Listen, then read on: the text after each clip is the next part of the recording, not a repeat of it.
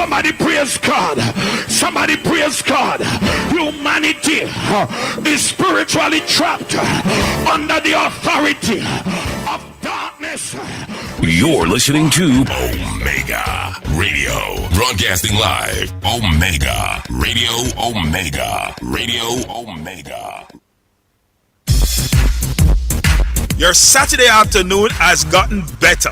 Omega Radio Sports, 1 to 4 p.m. We give you updates, previews, reviews, and in-depth sports discussion.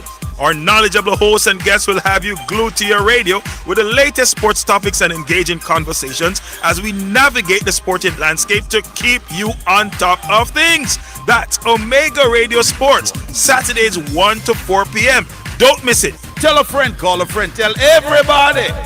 Omega Radio Sports is sponsored by Omega Radio Network. To sponsor this program, you can contact us at 876-204-9356.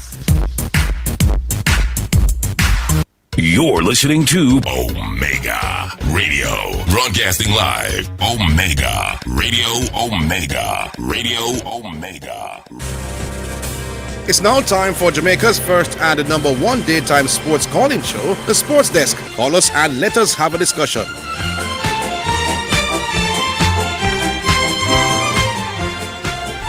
Greetings and salutations. Yeah, welcome to the pre-Independence Sports Desk program. You know, tomorrow is Independence Day, or it's a celebration of the Independence Day. And there won't be any program tomorrow. We'll be back on Friday, though. So we will be here until 4 o'clock. 615-2841. Those are your numbers. But let me just give the number again. 615-2841. 615-2841. I have some issues that I want to clear up before the calls start to come. Let me start with some football ones first, before I get round to the cricket part. This evening at 5:30, Jamaica's under-20 team will be taking on Canada under-20 team in a game that is of high importance.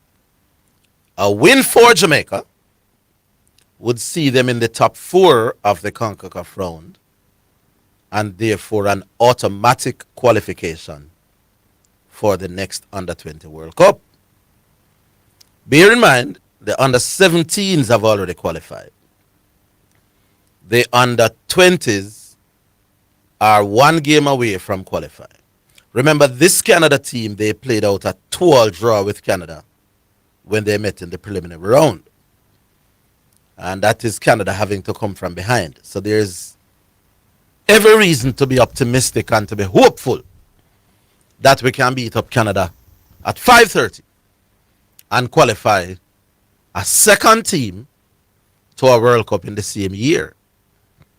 Remember to do that the Reggae girls are also 1 game away from qualifying themselves. I think we play, if not lie, must have Costa Rica sometime later in the year. A winner over in that game would see the team qualify.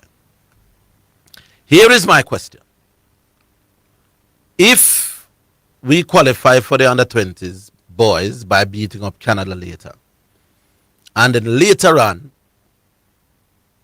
in the year, the Reggae girls get the better of whoever they have to play, win that game and qualify as well. That's 3 teams qualifying in the same year. How much of that do you give credit to the man called Mike Ricketts? Because when the teams don't qualify, we hear some Mike Ricketts at this and him at that, and people about games and all of these things. So that would be my first question. We have a call, we're willing to take them as them coming up. So let's take the first one. So more is just to talk about doing it. But let's take the first one. Hello. Amen. Yeah. Oh, Metro. Yeah, man. Well done. 1982. Yeah, man. Yeah. Why? Let's start the other West Indies cricket to show the man them up. Let's show the man them full up, you know? But I will withdraw the series, brother. Yeah, but listen, man. Whenever time the man, I have a lot, you know, I agree with me, you know, but to me, the man, they know the game, and me wish you could have learned the game a little bit more and listen to what me I say sometime. Yes. I told you that this type of baseball approach stands with the man them adapt. You can't play spin with that type of batting, you know. What you call baseball? Then some man them bat like when them play baseball. You never see when man play baseball. Oh, so that's why them can't bat spin. The whole thing of only high hand coordination. You can't use only high hand coordination to play spin. So you're saying the reason why we can't bat spin is with stance? We have the stand where we are adapting playing in batting nowadays. Mm. When a ball deliver, you know, the first thing a batsman have to do, you know, you have to stay still before the ball reach to you know. Yeah, but what does that have to do with your stance? No, then you get in line, pick up the line of the ball, and you know whether you have to go forward or you have to go backward. What does all that have to do with your stance? Are you say baseball stance we have? The stand is that the man and take up them bat already, and in the attacking mode already. It's like a baseball them a play. So when you hold your bat in the air, you take on an aggressive approach? No, it's not a matter of aggressive approach, you know. The approach you take on already is like you're in the stance, you attack the bowling already. Oh, so you have attacking stance and defensive stance? No. Oh, I'm not sure I understand this. Batting, right? When you have bat. And a spin bowler bowl, sometimes you find you're not dead there. You have to stroke it off and all that. What does that have to do with your stance? When you approach it, you take up your bat already. Yeah. And before the ball reaches you, take up your bat already. When all the yaka catch you, what you do? Every batsman pick up them bat before the ball reach them, man. No, like how the man take up them bat. There is already. no such thing as a batsman as the ball come down and your bat still up on the ground. That doesn't happen in cricket. You ever say, yeah, right. You watch all the greats them. What all the greats them when you ever see bat. Metro. All the greats. Metro. What you are saying is that they are holding their bat maybe too long before delivery, but you have to lift up your bat before the ball, brother. Yes, but they hold up them bat too high before the ball. But how does that affect them for bat spin though? Me not learn. Me not understand what it is. All right. When you so if you lift up your bat from man, what that have to do with your ability to bat? When you play spin, the lower you can get, is it better for you to play spin, you know? When you say the lower, what do you mean? When you have bat, you know, so the standing position, you can't play spin in standing position, you know. No, but your bat held aloft doesn't mean that you can't get low. But the men are in the standing position before the ball reaches them, you don't see it. So, me not understand. And that make them can't bat spin though. That's one of the reasons. Them flat-footed and stand up in the standing position already before the ball reaches them. But flat-footed is not the same thing as stance. Them stand up, then look at them or them stand up in the same standing position. So you can, alright, so let me ask you. Alright, either them stand well, let me crouch before the ball reaches them and do all kind of thing and move before the ball reaches them. Let me ask you one thing. Can you look at a batsman's stance? Yeah. And know whether they can bat spin or not? Yes, man. Yo, our brother is a genius. So you don't have to see a man bat. You can just look on him stance. Hey, listen. I know whether he can bat spin or not. You can't stop in front of me and me throw and ball to you. I mean, if you can bat spin. No, I'm saying stance. A 5 times I said that now, you know. I mean, I said 6. Yeah. You are saying the reason why we can't bat spin is because of how we start in our stance. Listen, boy, you beat a part of my argument then, just as a part of the argument. Then that you said the man them pick up them bat. Look at my overall argument. No, you said the man them pick up them bat.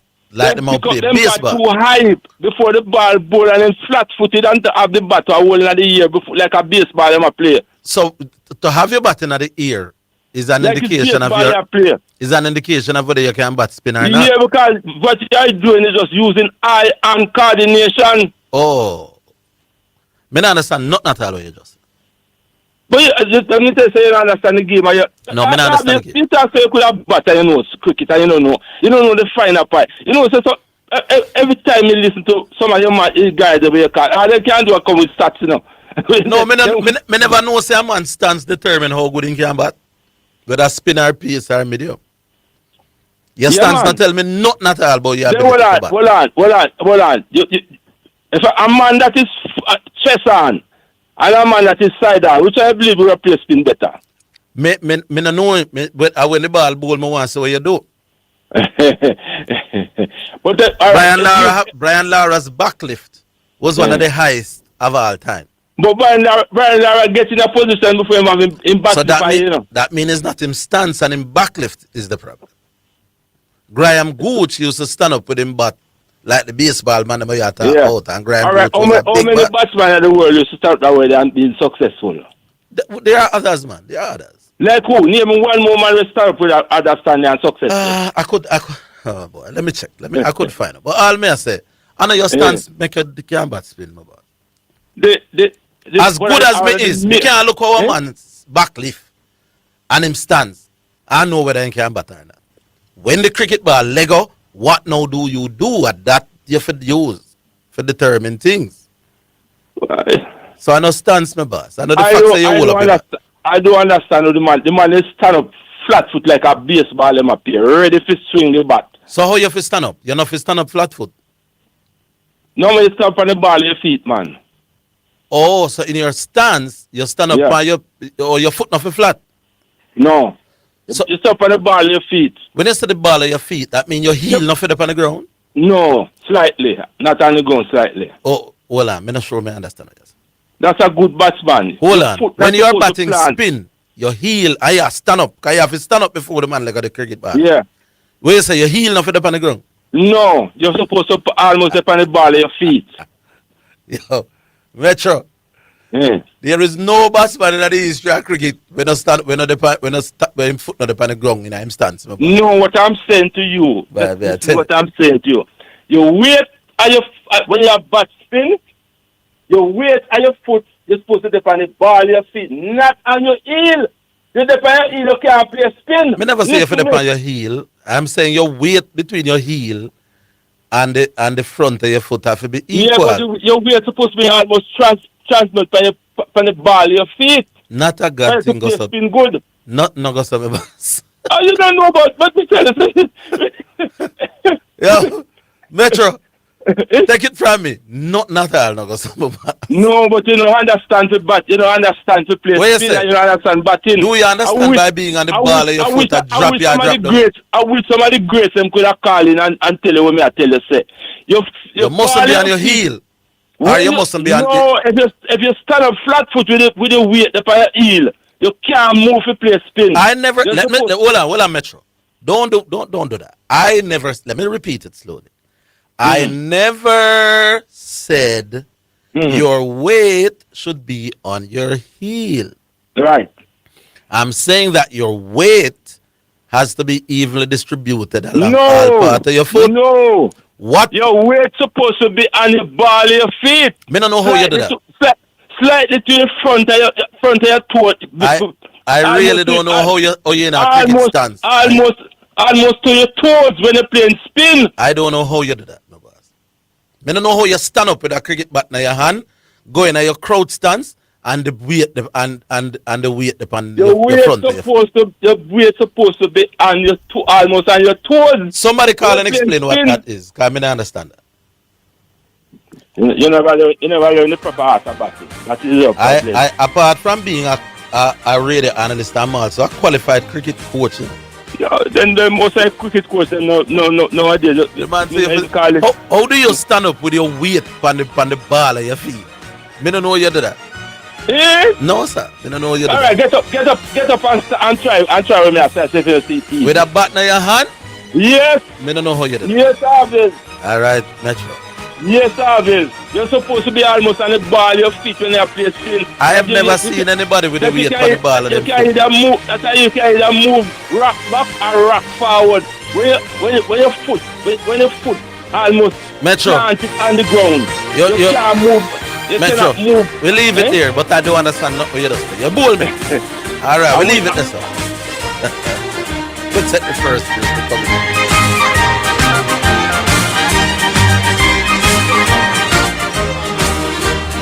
With Rely On from Hawkeye, you're never alone. Alert your loved ones, share your location, and connect instantly with our 24/7 monitoring center. Whether you're at home, working late, or on the road, help is always within reach with voice-activated panic alerts. Call 926-HAWK or visit us online today. Rely on Hawkeye, securing what matters most. It is your right to know what you want. Information at your fingertips. It's for the man in the streets, for those in business. Information for everybody. No has it, so you can use it to develop your community. Your right to know information at your fingertips. A message from the Access to Information Unit. You're listening to Omega Radio. Broadcasting live. Omega Radio. Omega Radio. Omega. You're listening to Jamaica's first and number one daytime sports calling show, The Sports Desk. Metro, you see a goalkeeper when he is about to save a penalty in that crouch, he needs to be on the ball of his feet as opposed to his heel. But a batsman, nah. What a batsman needs to do is to be able to move forward or backward with equal ease. And that means both feet, your weight is distributed equally between both feet. That is probably what you read or hear about. And I say you have to dip on the ball of your feet when you are bat spin. Not a good thing. Also. All right, 615-2841. Here's another thing I want to just highlight. Not just as a cricket analyst now, but as a cricket, as a what you call it now, a qualified cricket coach. I hear people saying that this was a spinning wicket that we set against Trinidad. Not go so. But I'll come back. I'll take the calls as them come. Me nah make no man word. Hello. Yes, it's a G Spring with a P, man. G Spring with a P. How are you doing? G Spring Right. with a P. All right, man. I hear you trying to, you're on Metro there, boy, but stance and, you know, you never try to understand what you're saying, you know? Nah, you can't stand with your weight on the front of your foot, my boy. No, you see, the basic thing, you know, is that it's always best to have the weight equally distributed and back on your front foot. That but is the what- moment the man delivers the ball, you have to determine now whether you're going to come forward or go back based on the trajectory of the ball. Exactly. Whether you can reach if you go forward, or you can come back and reach it off of the wicket. Picking length key. is one of the great but- arts to batting spin. But that have nothing to do with whether the weight upon your front No, or this your can't. heel. No, but it's always easier to move. Some men have a little trigger movement, a slight movement forward. So the man will love play for them for the, you call it trigger movement. Yes, sir. Yaga will tell you about that. And you will have a little, a tiny movement forward. Yeah. And if you ball up, you make the complete step forward and play it over the front foot. Right. But it's not a big step forward because that's like a trigger movement. Yeah, man, I know what you mean. And yeah, some batsmen know. So they have a little backward movement too. Usually most batsmen do the back and across thing to pace, but that little front foot trigger it to spin. So that's 90% of batsmen. Yes, and the back foot thing, you have some batsmen have a little trigger movement on the back foot too. You know? I'm saying to pace, especially to high pace. Yeah. Batsmen will tend to go back, giving themselves that extra time to pick up length and line and deal with extra pace. Yes. By them trigger being on the back foot. To spinners though, yes. the trigger is usually a little small step on the front foot. Yeah, because the greatest thing, the batsman, George, said that to him first time he came and gave us a talk, one schoolboy thing, you know. Yeah.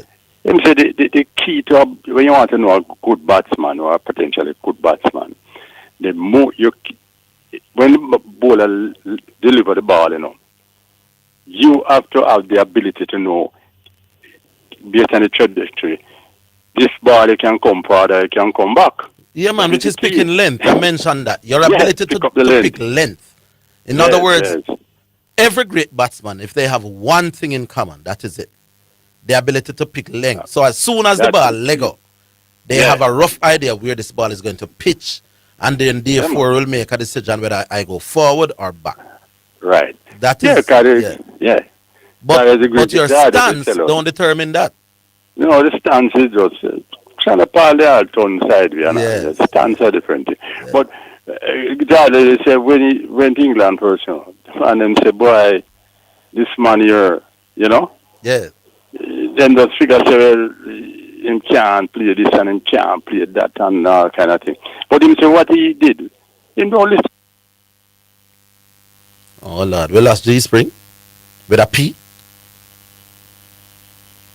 All right. G Spring, call us back if you can. All right. So a little cricket lesson for you now before we go around to some other things. I hear people saying, why did the West Indies curators set spin-friendly track against Pakistan? People, that is not what happened. Nobody set a spin-friendly track. A little common sense, a little look at the scorecard and a little understanding of the match will tell you this. It shouldn't take a man like me to break it down. West Indies made 344 runs in their first innings. Every batsman up to about number 8 got 10 or more. Pakistan responded with 380 odd. That means between the two teams on first innings, there was over 700 runs. That is not a pitch that was what you'd call a spinner's paradise. That is not the case. What happens is that in Trinidad, quite often, the pitch crumbles a little bit more than the average pitch elsewhere in the region or elsewhere in the world. So that pitch was not what you would call a spinner's track. The Burjani Sajid took 4 wickets when we bat first, but it cost him 30 odd overs to take them wickets. He bowl out him hand. The little left arm spinner name, Usman him name, he got 2 at 30 odd over it cost him. Forget those wickets. When a pitch is set for spin bowler not bowling 30 odd overs, forget 4 wickets, my boss. Or 30 odd overs, forget 2 wickets. West Indies on something that is a raging turner does not make 344. So do not blame the curators for setting a spin-friendly pitch. That is how Trinidad is. Nice batting. Remember, a man make 160 runs in the game. You know? The thing was nice bat pan over the first innings. But as Trinidad pitches tend to do, it crumbled towards the back end. So that now is a matter of clear and conditions and all of that. But we never set no spin-friendly wicket. What worked against us? Both innings. First innings, Greaves was unable to bowl. Remember, Greaves was man of the match in the first game, people. Take 5 wickets, 5 maiden. I think he ended up with 7 wickets. Couldn't bowl in the second game, and that set West Indies back significantly. Also, in this second innings, where we get bowled out, Brandon King was unable to bat. Brandon feel and get injured. You know. Now, I'm not saying that if Greaves could have bowled and if Brandon could have bat, we wouldn't have lost the game. That is not what I'm saying. I'm saying Greaves was man of the match in the first game, predominantly for his bowling. Couldn't bowl a ball in the second game. That played a role because Greaves going to hold a steady little line. Greaves being there would allow the fast bowlers to operate in shorter spurts, and they would be more effective. So it's not no spinner's wicket, people. That is just absolute by people who don't understand this. It was a regular Trinidad wicket that crumbled like a regular Trinidad wicket, which is how a lot of test wickets are, you know. First 3-4 days, good for batting, but by the pitch start, you know, crumble and the rough start come in and it start get dry, it will spin. If a pitch is really spinning day 4 and 5, but day 2 and 3 and 1, it is relatively easy for batting. That pitch can be called a spinner's pitch. You could say decent cricket pitch. A man don't make 160 really without breaking a sweat. No. And a 2-man we have make 70 yard, and Greaves make 70 yard and Wells. Rastan Chase make 70 yard. And everybody scratch at double figures and then play some fool shot. Don't blame the curators for that. Okay? 6152841. I want you to call and make we discuss that. How we stay now? All right. Here's the other one, people. I didn't hear it myself, but I heard that one of the commentators said that Kemar Roach has the best technique on the West Indies team. And there are people, when St. Jacob did say it, he never went that far. He said he has the best defensive technique, which is rubbish. But now me hear that somebody say Kemar Roach has the greatest technique in the side. And there are people agreeing with that or saying that it is possible. People, Kemar Roach averages 12 in Test cricket. 12. Kemar Roach has batted 140 at time in a Test cricket with 1 half century. How can a man who has the best batting technique by your team average 12? Before I tell you, sometimes I think he's a alien from outer space. You know, Kemar Roach, the man with your best batting technique, is averaging 12.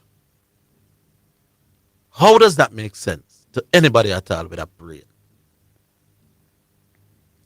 Kemar Roach is a decent tail-ender who has a reasonably good defensive technique.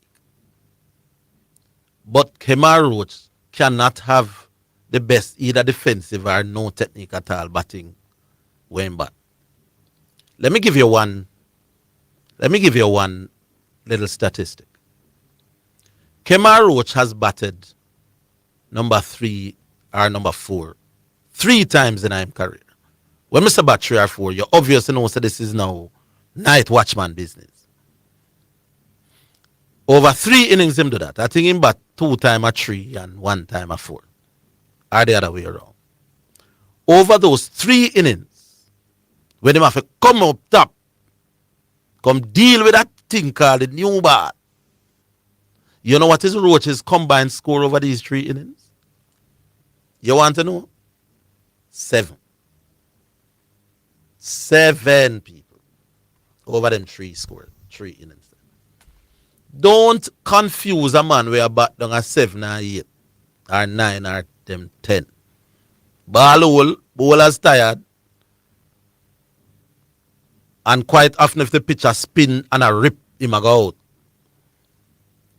And him can block up a end to say that him have the best batting technique. It is rubbish of the very highest order.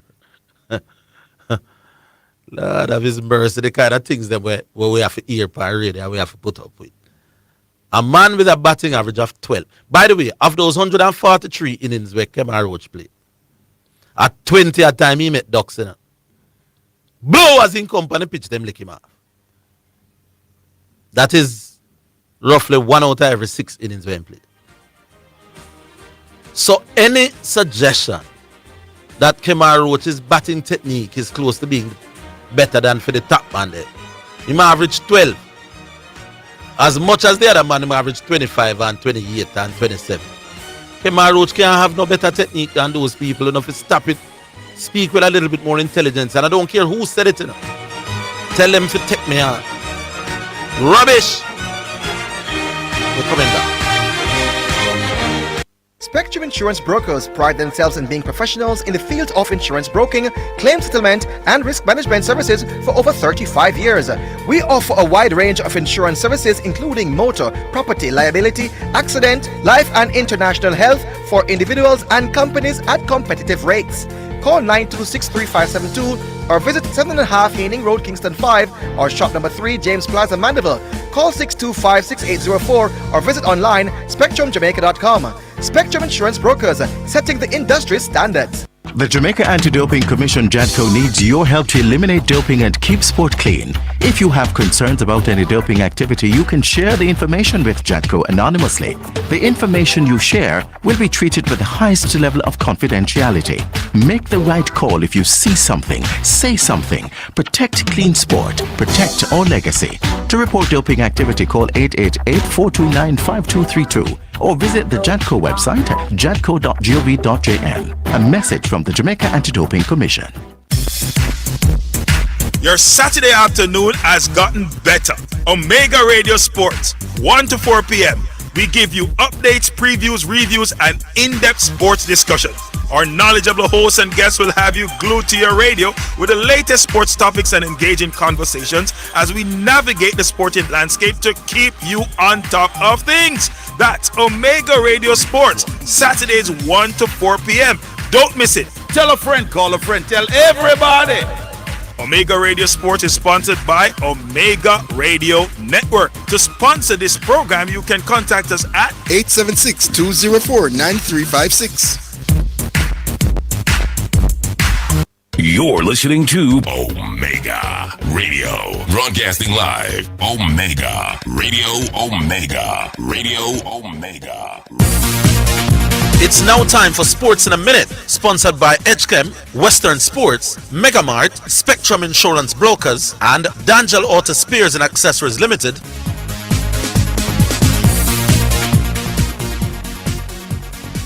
All right, in Sports in a Minute, here we go. Joe Butler became the all-time leading run scorer in T20 cricket as Manchester Super Giants beat Welsh Fire by 9 wickets in the 100 in England. The England white ball great passed Kieran Pollard's record of 14,803 runs at Old Trafford by launching the first of 3 consecutive sixes of Marco Janssen. The 35-year-old finished with 51 from 20 balls, ending the match with back-to-back sixes down the ground of Lucky Ferguson. That is Sport in a Minute. Sports in a Minute was sponsored by Western Sports, the sports people, Megamart, best value by far, Spectrum Insurance Brokers, setting the industry standard, and D'Angelo Auto Spares and Accessories Limited at 20 Balmoral Avenue, Kingston 10, and shop number 10, 1A Chapelton Road. Call 876-929-9146.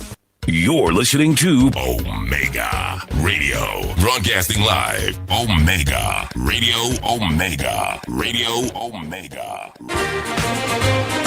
You're listening to Jamaica's first and number 1 daytime sports calling show, The Sports Desk. All right, somebody are telling me now that what the commentator said was that Roach had the best technique as a night watchman. Now, that's a separate argument, because I now would agree with that. Of the tail end of them were in the West Indies team, Shamar Joseph, Jaden Seals, Jamel Warrican, Roach, and when Alzaria played. From that lot, because what you want the night watchman to do is to block up one end for as long as you can, you know, and come back a morning. If he doesn't even come back a morning and him shield the top bat from coming out tonight, he would have done his job. Now, if I had to gamble between them 4 fast bowler there and Warrican or whichever spinner we play, which one of them is most likely to survive for say 1/2 an hour before stumps? I could have gone with Kemar Roach. It's not just his technique, but his temperament as well. He's unlikely to play in a full shot. The rest of the man, them can block up one end to, you know, but they don't have his temperament. Roach now try prove saying he can bat, you know, like Shamar Joseph them, you know. Jamal Joseph, them always make more runs than Roach because they pride themselves as some shot makers. Roach can put down his ego and just black up her head. So if at that the man them say as night watchman, then Roach. But that in terms of best technique, that is rubbish. Batting technique, not gossip people. So apologies to whoever them said that, because real cricket brains can't talk like that. All right, the another one. Hello. One good. How you do, my youth? Yeah, take it easy, Nigeria. Yeah. Good do. Yeah, man, me good. Yeah, man, very good. Canberra. Saturday was the earth strong, bro. Saturday was your earth strong? Okay, great. Yeah. Alright, so what one, Chris, you good? No, Chris not there here, you know. Have some personal issues to deal with it. Oh, yeah, him take some time off. Yeah, alright. Alright, so bro, let me ask you a question. When was the first schoolboy football was launched? What year it all started? Schoolboy football. What year did schoolboy football start? Schoolboy football are going on about 100 years now, you know, my you. Really? Yes, man. 100 years. No, me not say exactly 100, but a long time, man. From long time. From in the early 1900s. It all started in the late 1900s. No, the late 1900s would have been like 1990. The thing that go on long before that. Yeah. But question I ask. Yeah. Which football team laid the foundation for all the winners that win the competition every year? Who were the first? All right, me I look at no. I'm looking at it. Schoolboy football in Jamaica started in 1909. 1909, my boss. That time, all the way, none of we were listening to the radio, you know what that about. So a long time. Yeah. What is your next question? Team win the competition that year? The one that lays the foundation for all the winners that we have every year. 1909. I will win 1909. Me don't forget. Keep listening. I'll tell you. If somebody have that information, they call me and tell me, or text me and tell me. But there was a few, not a lot of schools them time there. Yeah. So a 1909 schoolboy football start. I think it was the Oliver Shield before the Manning Cup or something. But I'll get the information, my boss. Yes, but it's longest running football competition in Jamaica. Yeah, man. Schoolboy that start before it. Competitions don't last longer, you know. Come again? Yeah. Come again? Say that again. Some football competitions don't last longer.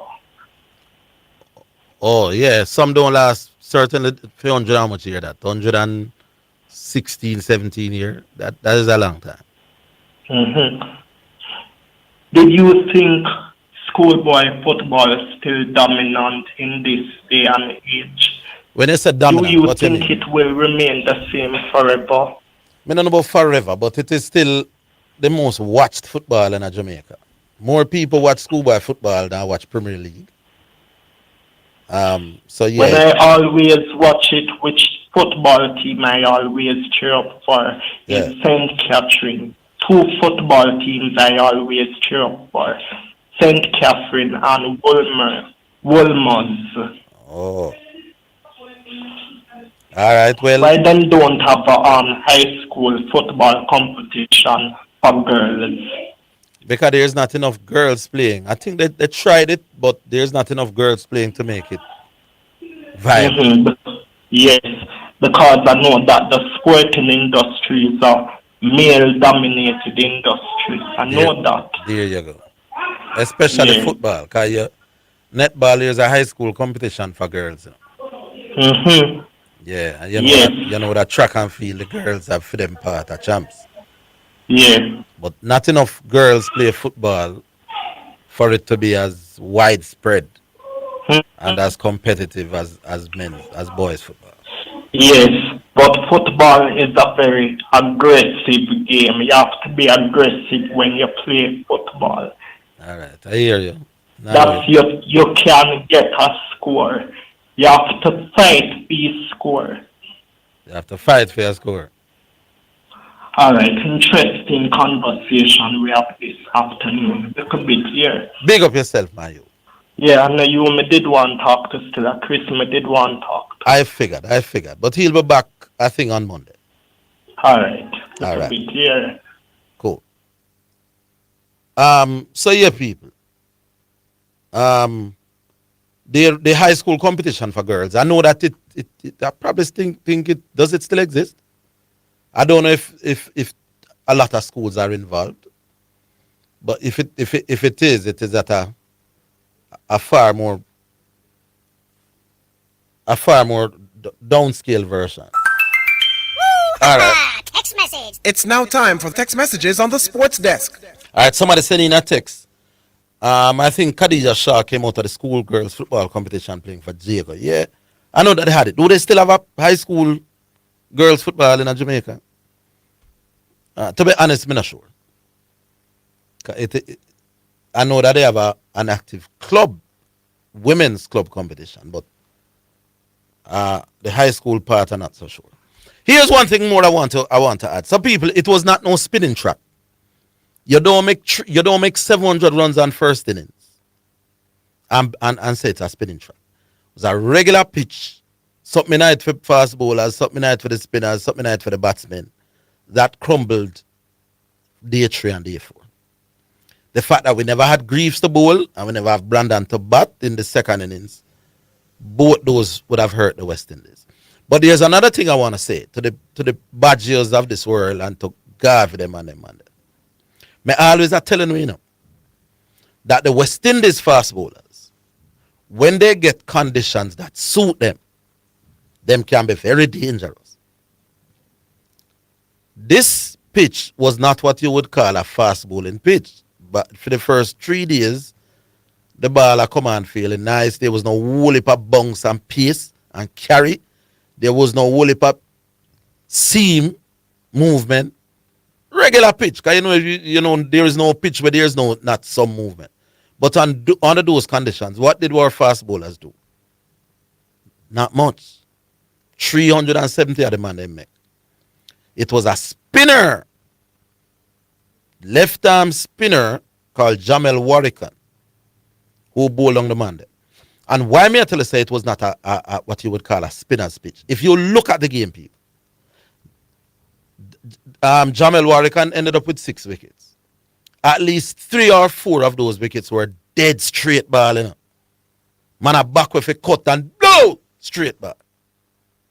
So people, that is not a spinner's pitch, my boss. When you get bowled, spinners don't get a lot of wicket bowled, on spin-friendly tracks, if you know what I mean. The good talk cricket now.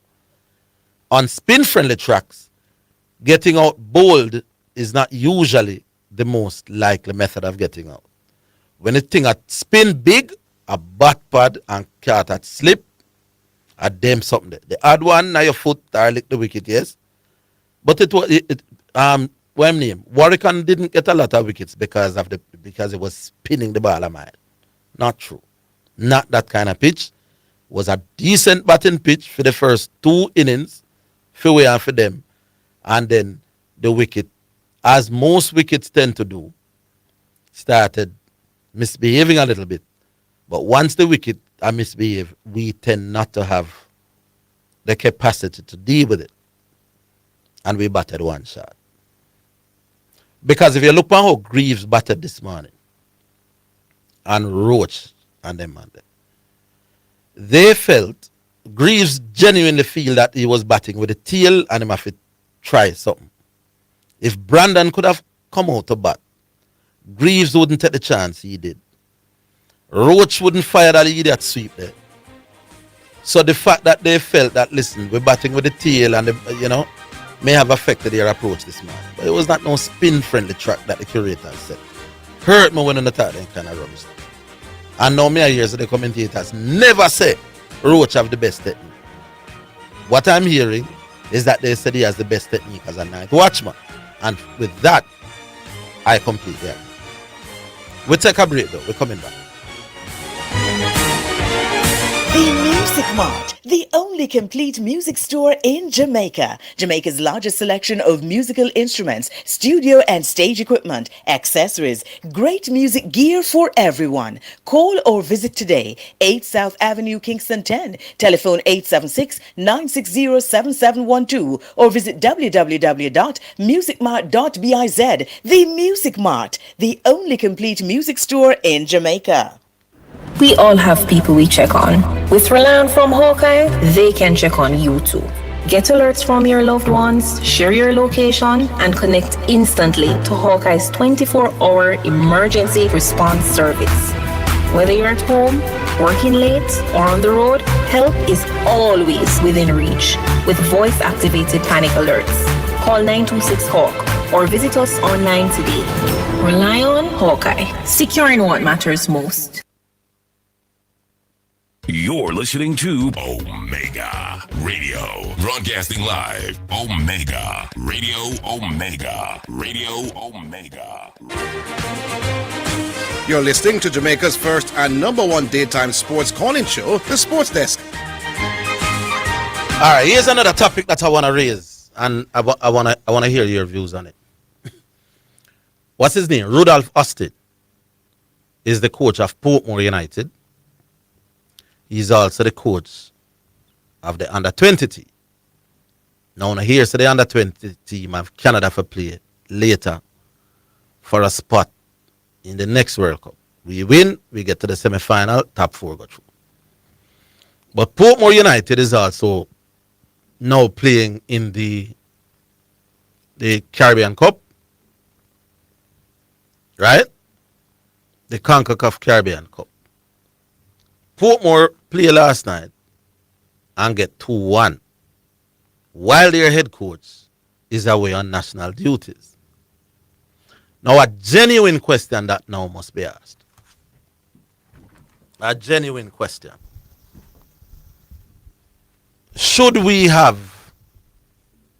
and me not tell you necessarily my views yet, I will eventually. Should we have national coaches who are also head coaches of Premier League teams? We saw it with Mr. Speed initially. Cavalier reached the final of the local Premier League, while Mr. Speed was away coaching Jamaica in the Unity Cup. And one of the two entities had to suffer.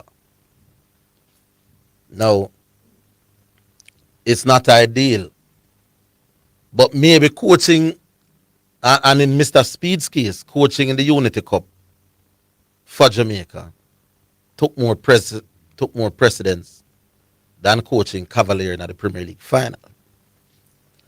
But if it was me now, people, I don't know which one I would choose. This is not a World Cup qualifier. This was the Unity Cup, which is a curry goat competition up in England with, what was it, two Caribbean teams and 2 African teams. While Messiah played the Premier League final. And, he chose to go with the national team. Should we make coaches in that position? Should we put coaches in that position? Or should national coach be national coach and club coach, club coach? We'll go back online. Hello. Orville. Yeah. What I go on? How you do, Emirates? Emirates. Yes, man. It's still solo. Yeah, I think Zidane comes back on Monday. Okay. So what I go on with you? Maybe I try explain some things to some man about. I mentioned something about the cricket. I never catch the discussion. Yeah. About the Roach and best technique. What is it about?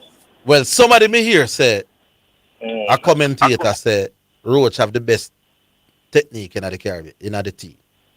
In the team, as in technique? Batting period? technique. As the best batting technique in the team. In the team? In our West Indies team. And me I said, nothing can go so people. Can nothing not go so. But now me I hear say, another the commentator did say. The commentator say he has the best technique as a night watchman. Yeah, that's a different thing. The completely different argument. You get 4 days because I wonder what is this thing about technique and can a man has a better technique than me and do better than me. Roach average 12 in a test cricket ball. With 20 at duck, so your technique is better than the man we average 25 and 20. Remind me when I used to go youth tech in Orville. Yeah. We used to play on the youth team. Yeah, this guy in Orville, the man come out for batting. Yeah. Man have on strength pad, man have on hip pad, man have on gloves, man have on everything. When the man walk out, it look nice in the man. Yeah. So the man turn up on the wicket, man, the best stance. First ball, boom, look. Yeah, I say him have the best stance in the cricket. So I know very well though. It couldn't be that. I mean, the second part you mentioned, I can maybe more figure with that. But you remember when San Diego did say Roach have the best defensive technique in him defensive technique was better than for Banner. Hey, that can't be, man. Hey, people, hey, Banner is averaging 38, who was largely a defensive batsman in a test cricket. Roach averaged 12. And what a lot of people get distracted with, looking good at the pitch is a different thing than playing good, because like a Shana Paul, he looked terrible at the pitch. No man, we are talking about best. Don't misconstrue what them say now. Hey. Them say, nah man did say him have the best defensive technique. Right. You cannot have the best defensive technique with an average of 12. When other people in the team average 20 and early 30s, boss, it is a rubbish argument that. I'm agreeing with you, because I'm saying what sometimes we do when we go to this game, even football. Yeah. A man look good standing up. Yes. Right? I interpret that as having good technique. I mean, I don't know what is Roach. It's good technique. And I'm just saying to you, like a Shanda Paul who look bad with look like him have a bad technique, you can look bad stand up at the wicket. But Shanda Paul have a very good technique because he has been able to do well. No, I've never heard nobody say Shanda Paul technique bad enough. No real cricket man that talk like that. No, somebody says I'm just using it to kind of qualify. They might tell you that he has a very unorthodox batting stance, but technique is a different thing, brother. Yeah. But some people confuse that sometimes. Just like a man that play football and can do up a salad and can have something look nice, but I get noise out of them. It's like a water boy that you would mention, very good in terms of doing this and do that, but not going anywhere. Well, too much rubbish talk on radio in Jamaica. Me long for the days when a discussion on radio makes sense every time. But that's a discussion I've been having making sense of it, man. I went on to what they say. Yeah, but too often, too much people who think them understand sport talk about a rubbish, my boss. Well, that bring a lot of questions to what you do here, because a lot of them who have been appointed as caller of the year. No, you know what caused that? You understand? No, there's a difference between popular callers and callers when a brambling. Granted, I still believe the sports desk has a more brighter block of callers than any other show. I still believe that. But sometimes, brother,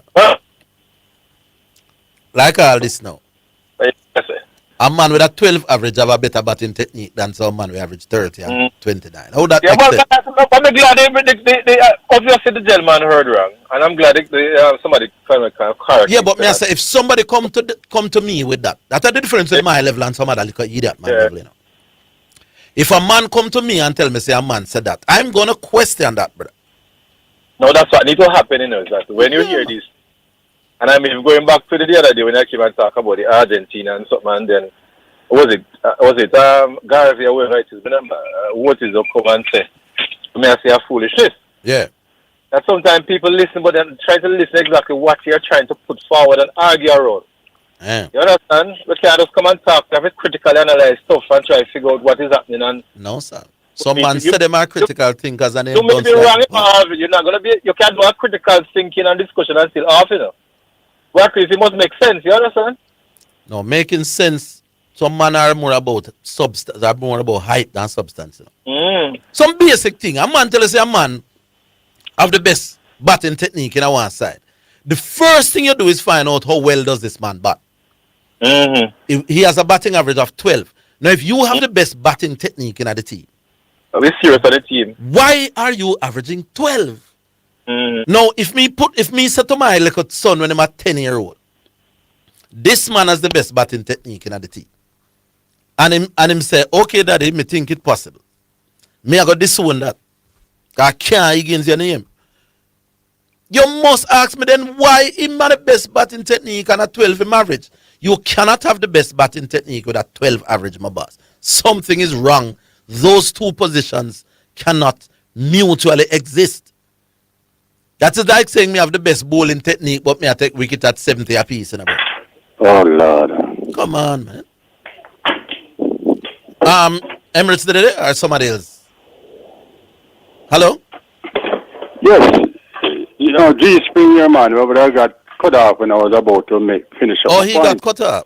All right. G Spring, make your point. Sorry about that, Emirates. Call back if you can. All right, go on, G Spring. Right. No, I was saying the philosophy of not Gary Sobers, George Headley, right? Was that when they were talking about this type of spinner what we have in England, his philosophy was that when the bowler let go the ball, he have no more control over it. And if he can't get to the pitch head and drive it and the half volley or come on the back foot and play, that is the key. Can say when he let go the ball, he have more control. And he need to kill them 100 yards the first time, you know? Yeah, but you see what George I describe as simple. It's only simple. It's only simple to geniuses, my boss. I know you have to have the ability to take the length of the ball. The ability to pick length. Yeah, pick length. That is the key. It's not a simple thing, my boss. No, I see a fat man. I don't Ulak uncle or so. The first time I see that man, you know, into man Ulak or something. I said, but this clumsy fat man going. Yeah. But the man, after the man played 10 balls, 9 out of 10 him know when to play forward and when to play back. That is how you judge a good player. You know? And I'm saying it is an art that you have to be gifted or trained hard. Pick it up. You know, come easy, my boss. No, it come naturally. So while it may come easy for George, who just say you come forward and drive or you go up on the back foot. That's simple. No, you have to know when. George Edley can't talk. I name George Edley. Yeah. Anyway, I can't go without healing up my protege, you know. The guy who always believe in a youngster, and I used to encourage him, and he was being discouraged a lot. Tony Powell, he's a returning resident, and him just getting adjusted to the Jamaican scene, and it's not easy for him, you know. Yeah, man. He just come back a couple of months ago, and then I'm trying to make him know that he have to get adjusted to the thing here. What he left 10 years ago is a different ball game now, you know. Okay. So that's calming him down. He's the only Jamaican to have scored 100 against Shane Warne in any type of cricket. No Jamaican ever scored 100 against Shane Warne. No Jamaican. Then Jimmy Adams now would I do that, man? No, man. Jimmy did it 90 at Sabina. Tony Powell.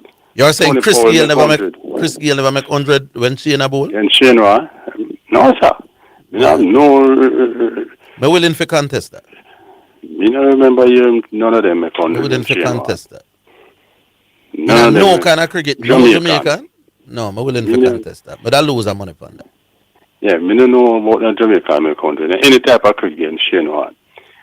No, Tony Powell make 100 against him at, I think it's under 19 or something like that, you know?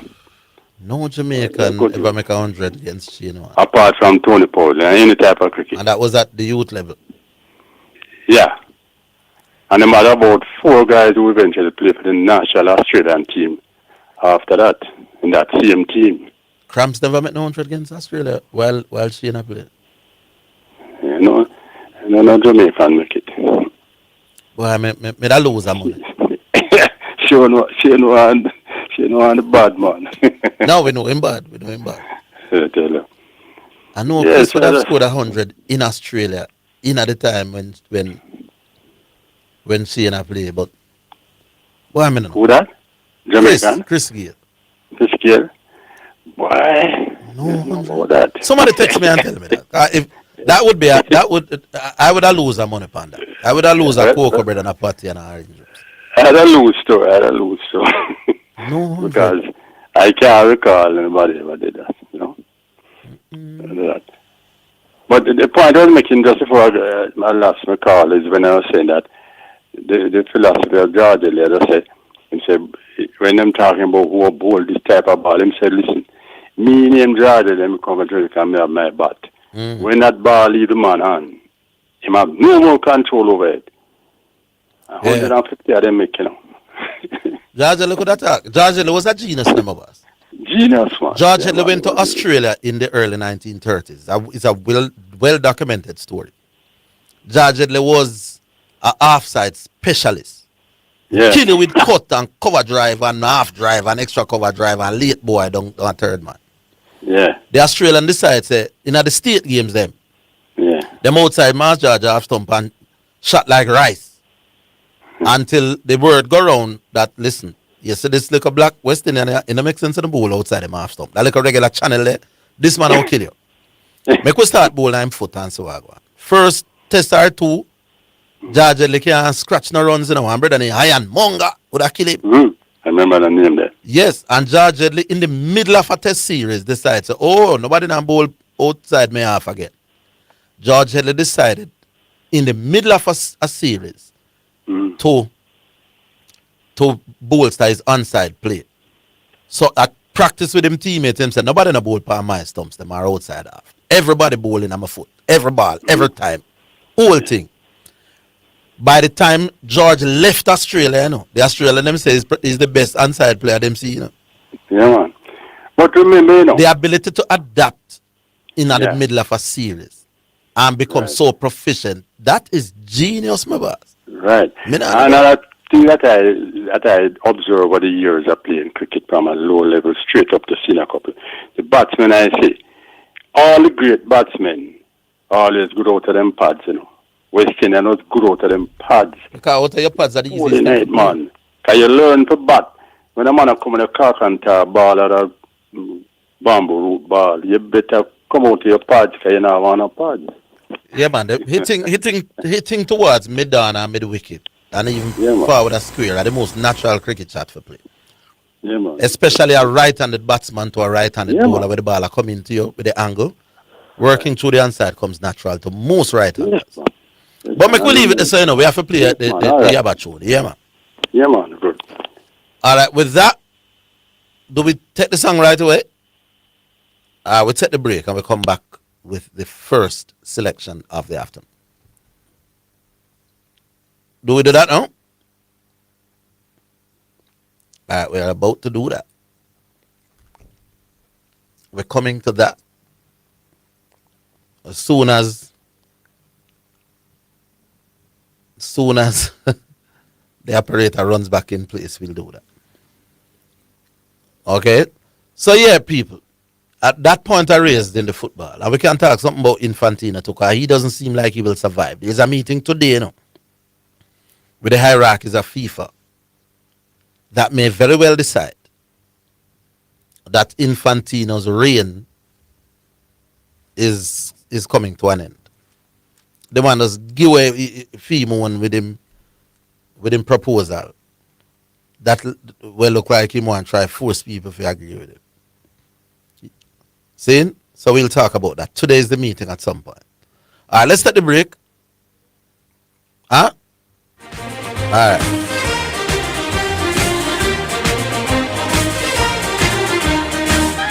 Spectrum Insurance Brokers pride themselves in being professionals in the field of insurance broking, claim settlement, and risk management services for over 35 years.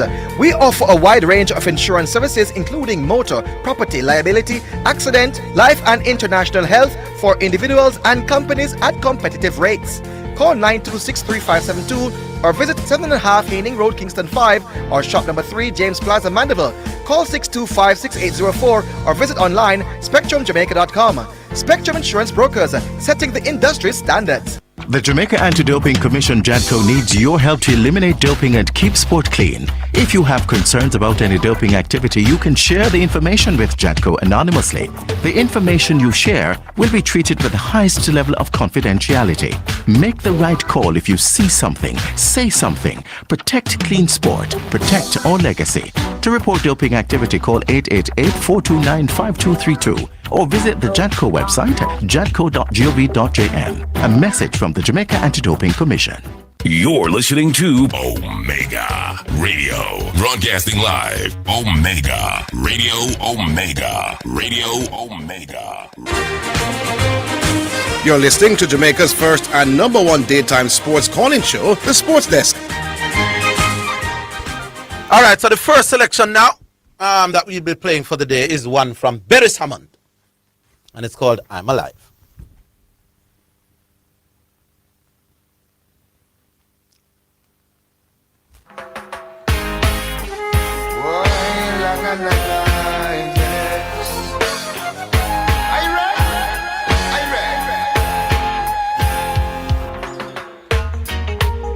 Gonna lift my voice in praises. Gonna shout it, gonna sing it loud.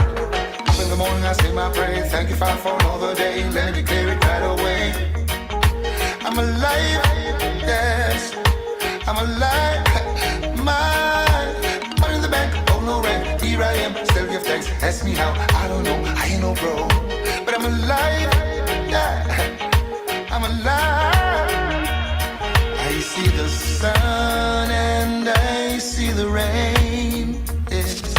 I feel joy in my Father's name. A tear might fall every now and then. I still give thanks to the full extent. Yes, now. Up in the morning I say my prayer. Thank you, Father, for another day. Let me declare it right away.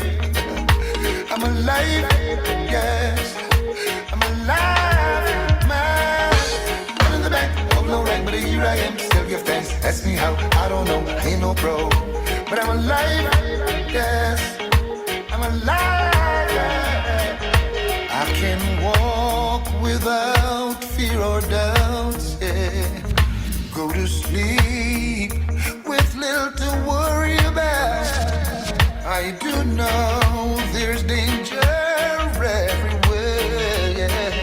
So I pray, dear Father, always be near. Up in the morning I say my prayer. Thank you, Father, for another day. Let me declare it right away. I'm alive, yeah.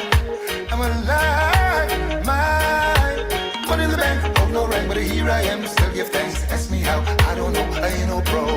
But I'm alive, yes, yes, I'm alive. I challenge the day with an open mind. Just in a way, Judge, I would design. No, I will falter, but in time, I will grow, I will grow. Can't be too old to be taught. Can even learn something from the youth. Give a little nod if you know the truth. Hey, hey. Up in the morning I say my prayer. Thank you, Father, for another day. Let me declare it right away. I'm alive, yes. I'm alive, man. Money in the bank, oh no rank, but here I am. Still give thanks. Ask me out, I don't know, I ain't no pro. But I'm alive, yes, yeah. I'm alive.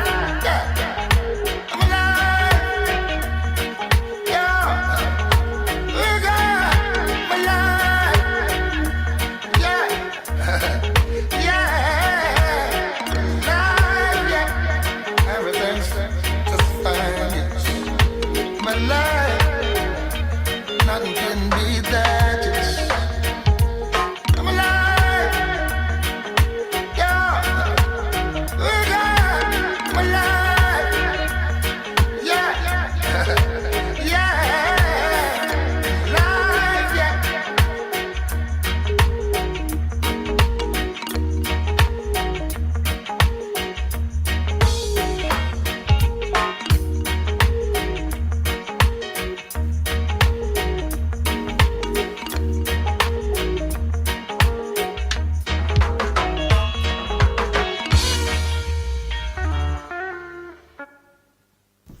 Yeah, so that was better somebody with one called I'm Alive.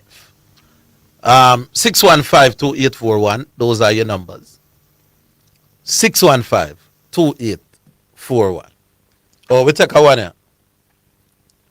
I know your views logical one. If you get success in both, why not? Like I said, it's a question. It's a question. Just like how we never did want Mr. Speed to be the national coach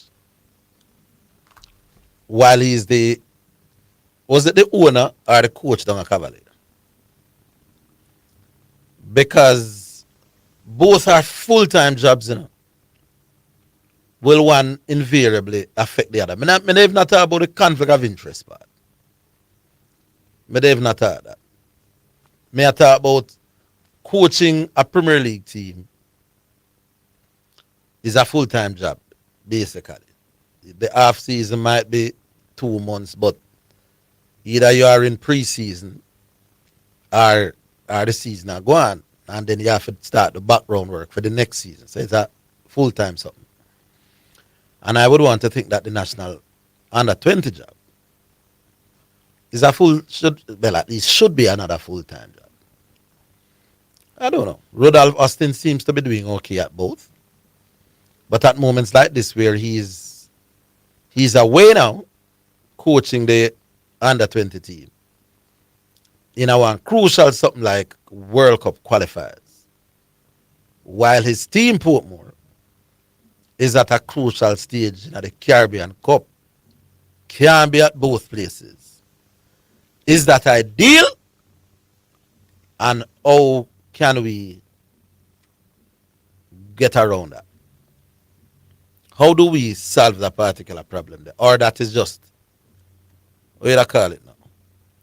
That is just one of the disadvantages you have to deal with when you have a quality coach who is needed across different platforms. Is that one of the necessary evils that you have to put up with when you have a coach who good enough to lend his skills across platforms? Or if that is it, so is it. But it's not ideal for me. Ideally, you would want Rudolph Speed for either done a Portmore fully, guide him through to the Caribbean Cup, yeah?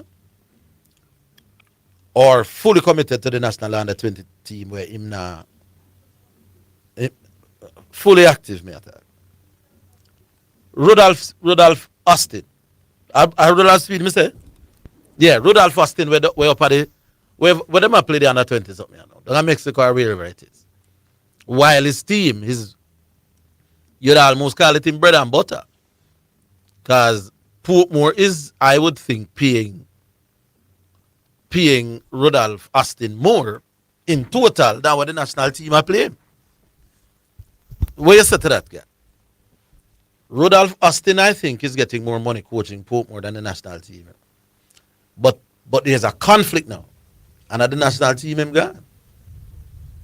Were I the club owner down at Portmore, Horace Reed and them, man, I want to win the Caribbean Cup. Yes, I understand national sentiments. And maybe if I was Rudolph Austin, I gone at the national team as well.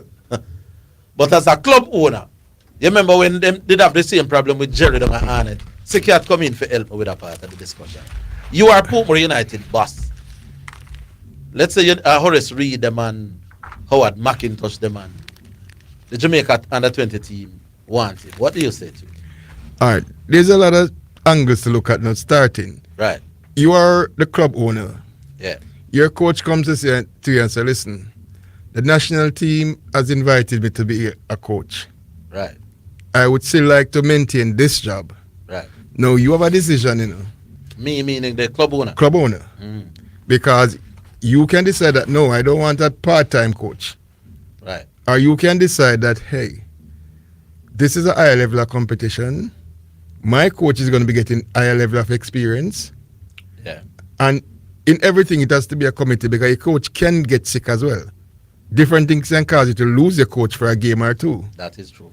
So you want to decide, because some people are going to feel like, boy, my thing is not priority. It's my focus by national team and my team there. So I mean, I pay him every month. Especially at this stage that they know are the right. Caribbean Cup. Yeah.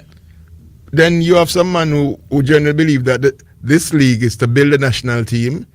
So if your part is to give up your coach a couple of games, you might not feel too bad knowing that he's going to represent the country.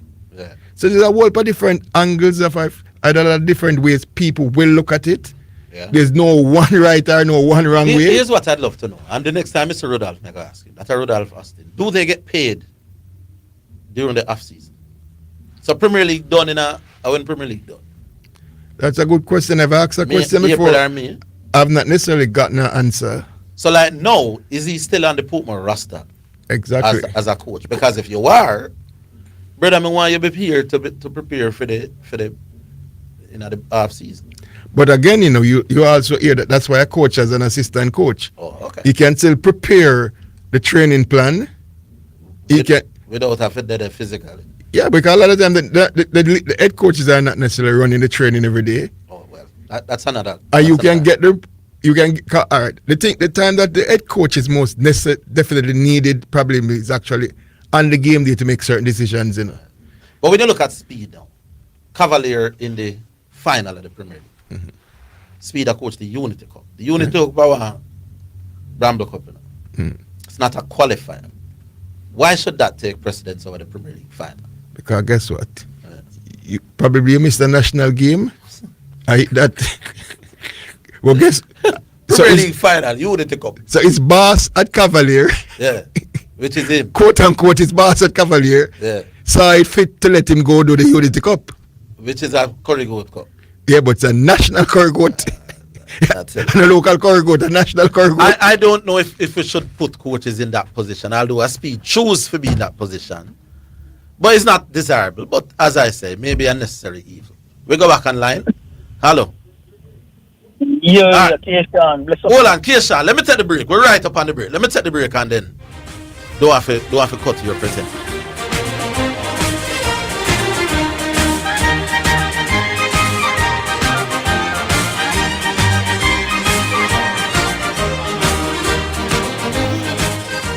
With Rely On from Hawkeye, you're never alone. Alert your loved ones, share your location, and connect instantly with our 24/7 monitoring center.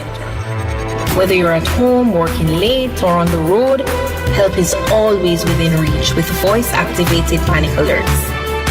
Call 926-HAWK or visit us online today. Rely On Hawkeye, securing what matters most. It is your right to know what you want. Information at your fingertips. It's for the man in the streets, for those in business. Information for everybody. No hazard, so you can use it to develop your community. Your right to know information at your fingertips. A message from the Access to Information Unit. The Music Mart, the only complete music store in Jamaica. Jamaica's largest selection of musical instruments, studio and stage equipment, accessories, great music gear for everyone. Call or visit today. 8 South Avenue, Kingston 10. Telephone 876-960-7712 or visit www.musicmart.biz. The Music Mart, the only complete music store in Jamaica.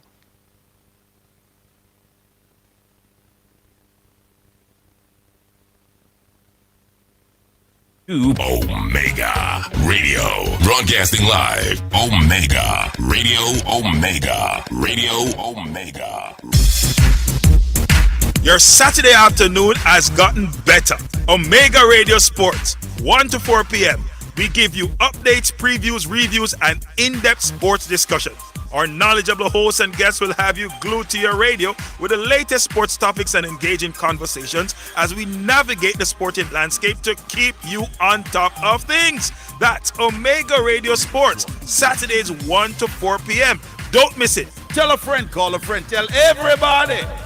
Omega Radio Sports is sponsored by Omega Radio Network. To sponsor this program, you can contact us at 876-204-9356.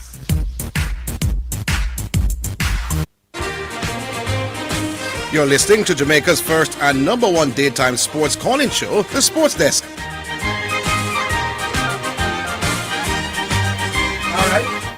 All right, so we go back? Yeah, Keishan, back with you. Yeah, well, bless up to the one, you know. Yeah, man, big up yourself, man. Yeah, man, big up Buggy Road, big up Skimpy Road. But man, I listen to you talk a while ago about different thing I call upon him, but that's what I'm saying. But you talk a while ago about the speed thing and him a coach, the national team and something. But I don't think Speed is as good a coach like Ancelotti. I don't think he is as good a coach as Pep. I don't think he is as good as coach as Jose Mourinho. Yeah.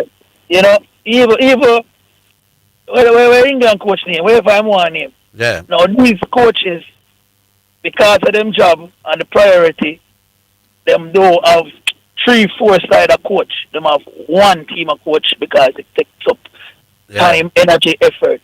So it just show that Speed is not there for say, oh, he is doing it. No, if the two entities don't mind, you know, then I don't mind either, you know, but if me was the Cavalier, if me was the Portmore owner now, me not talk about the JFF president now. If me was the owner of Portmore United, would I want my Portmore United to play the Caribbean Cup right now? The biggest level of competition when we can be involved in. But my coach gone off by national duties. Would I be happy about that?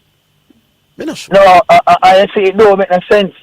It don't make no sense. We know what you say is, because you always defend the point, yo, as long as me I get paid, me I do it. You have the point that we always talk about, you know, but in the best interest, when you look on people and you look on it and say, yo, the best interest, you can't say Speed don't have the best interest of going to the World Cup at heart. No. Stop. If he did, Big man, stop. In care the tour, it's not about the money. Nah, stop. I'm saying, you are saying Mr. Speed does not have the best interest of Jamaica going to the World Cup. Yeah, that's what I said. Because of the commitment. If you have your wife's best interest at heart, you will not have two girlfriends. If him have Jamaica best interest at heart, him only can focus on him one girlfriend, which is Jamaica. He was not the coach when he was not the coach of Jamaica while he was coaching Cavalier. Deflect, you know, yeah, try. No, but deflect. No, I'm not. Keishan, stop. When there was a conflict, when there was an opportunity, when there was a conflict between coaching Cavalier or coaching Jamaica, he chose Jamaica. He has never chosen to coach Cavalier in the short time he did it. Of Jamaica. So that statement is flawed and wrong. You get me, I say? Hold on, sir. He got 2 games to coach in the playoffs against Ghana and what the other side name?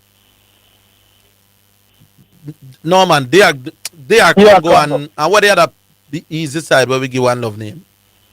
I don't remember. The side from down, I must say Australia side. He never chose to coach Cavalier during them time, the boss.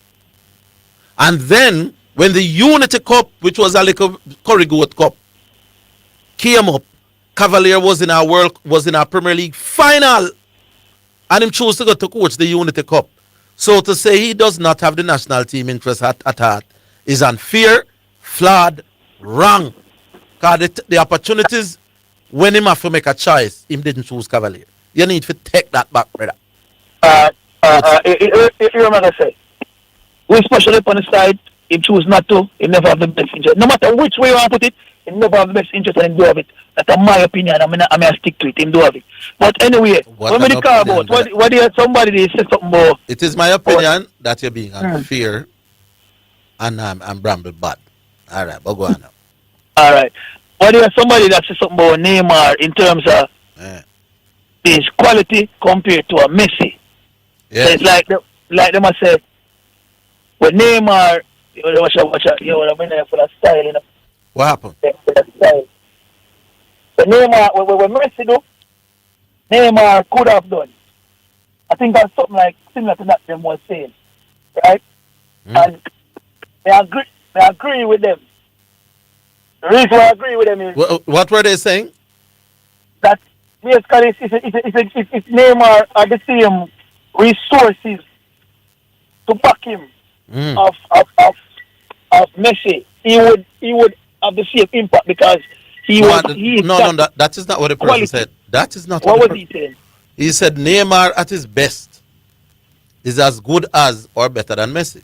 All right, yeah, Never have nothing to do with resources. I agree with that. You I believe agree that? with that. So this is not what. I agree with that. I'm watch football. Hold on. I agree with that. Hold on. This is not what could be. You know. The man said this is what is. Said Neymar playing in best football is as good as Messi playing in best football, or better. I agree with that. Well, I mean, I understand. I agree with that. I agree with that. I agree with that, and that's why I'm gonna tell my reason.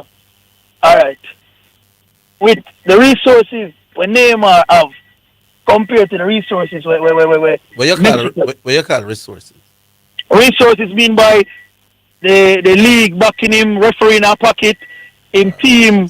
You have team where I play a certain way to make sure say him not get knocked down and everything that how me look upon.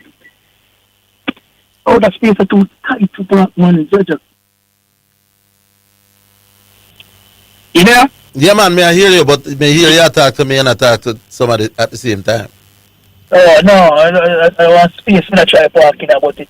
But yeah, I think Neymar have the quality. If you look for Neymar passing ability, Neymar dribbling ability, Neymar shooting ability. First thing Neymar using 2 foot, Messi use 1 foot. Right? When Neymar can do with him left foot, Messi can do with him right foot. Right? So Neymar can see the field. Neymar attract more fouls because it documented say Neymar attract and get more fouls than any other player within a particular period. Because Neymar make more aimless dribbles where might take on a bag of people and one of them eventually kick him down. It's not because he's more feared on a football field than Messi. No, it's not a matter of aimless dribbles. It's because they can't stop him. They have to kick him down. No, but I'm saying if you have a tendency to dribble the ball, and me no have a tendency to dribble the ball, me's a knock and pass man. You don't have to call no names, you know, if you're telling about 2 footballers. One essentially dribbles a lot. The other one can dribble, but he's also a world-class passer who also can dribble. Which one of them will get more foul? Not the dribbler, brother.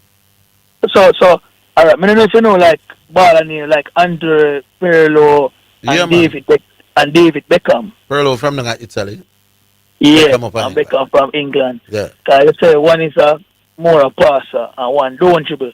No, Messi can dribble, you know, but Messi's MO is not just dribbling. Messi will determine what to do when based on a given game. Neymar at heart is a dribbler. Love take on people. So the fact that people kick him down more is not an indice of the fact that he's better than the next man. Oh, but I just use more the style how he play. In style, but he also is a team player, right? Brother, you really think Neymar can play football like Messi?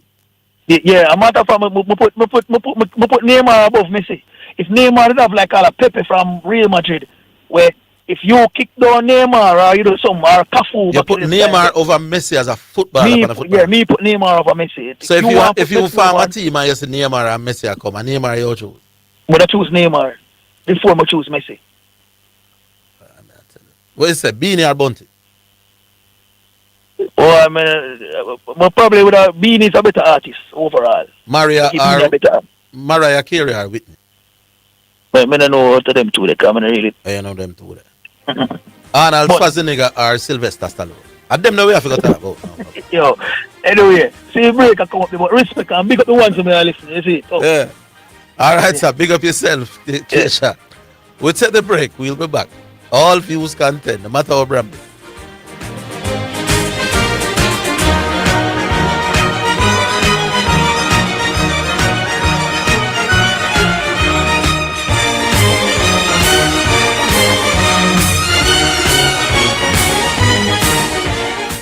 Spectrum Insurance Brokers pride themselves in being professionals in the field of insurance broking, claim settlement, and risk management services for over 35 years. We offer a wide range of insurance services including motor, property, liability, accident, life and international health for individuals and companies at competitive rates. Call 926-3572 or visit 7.5 Haining Road, Kingston 5 or shop number 3 James Plaza, Mandeville. Call 625-6804 or visit online spectrumjamaica.com. Spectrum Insurance Brokers, setting the industry standards. The Jamaica Anti-Doping Commission JADCO needs your help to eliminate doping and keep sport clean. If you have concerns about any doping activity, you can share the information with JADCO anonymously. The information you share will be treated with the highest level of confidentiality. Make the right call if you see something, say something. Protect clean sport. Protect our legacy. To report doping activity, call 888-429-5232 or visit the JADCO website at jadco.gov.jn. A message from the Jamaica Anti-Doping Commission. You're listening to Omega Radio, broadcasting live. Omega Radio, Omega Radio, Omega. You're listening to Jamaica's first and number one daytime sports calling show, The Sports Desk. Why, I tell you, how do you argue with a man where say Neymar is a better footballer than Messi? You rate him over Messi. There are some arguments where we can debate, you know. There are some where we really and truly can't. Anyway, 615-2841. Those are your numbers. Do we go back? 615-2841. Hello. Rain chat. Garvey. Mr. Higgins, you know, say, Mr. Case. Oh, you do? Yeah, he must say he have a better career than Messi. It's like what CC did after when him say, at him very best, he say him better than a man. Well, me don't understand how can a man say that. Just like how I think it's clear to me, say R9 at him best better than Messi. I don't even think that. As a matter of fact, let me say something, Mr. Higgins. Based on the research that I've done, CR7 at his best is better than Messi. No, he is. Me not agree.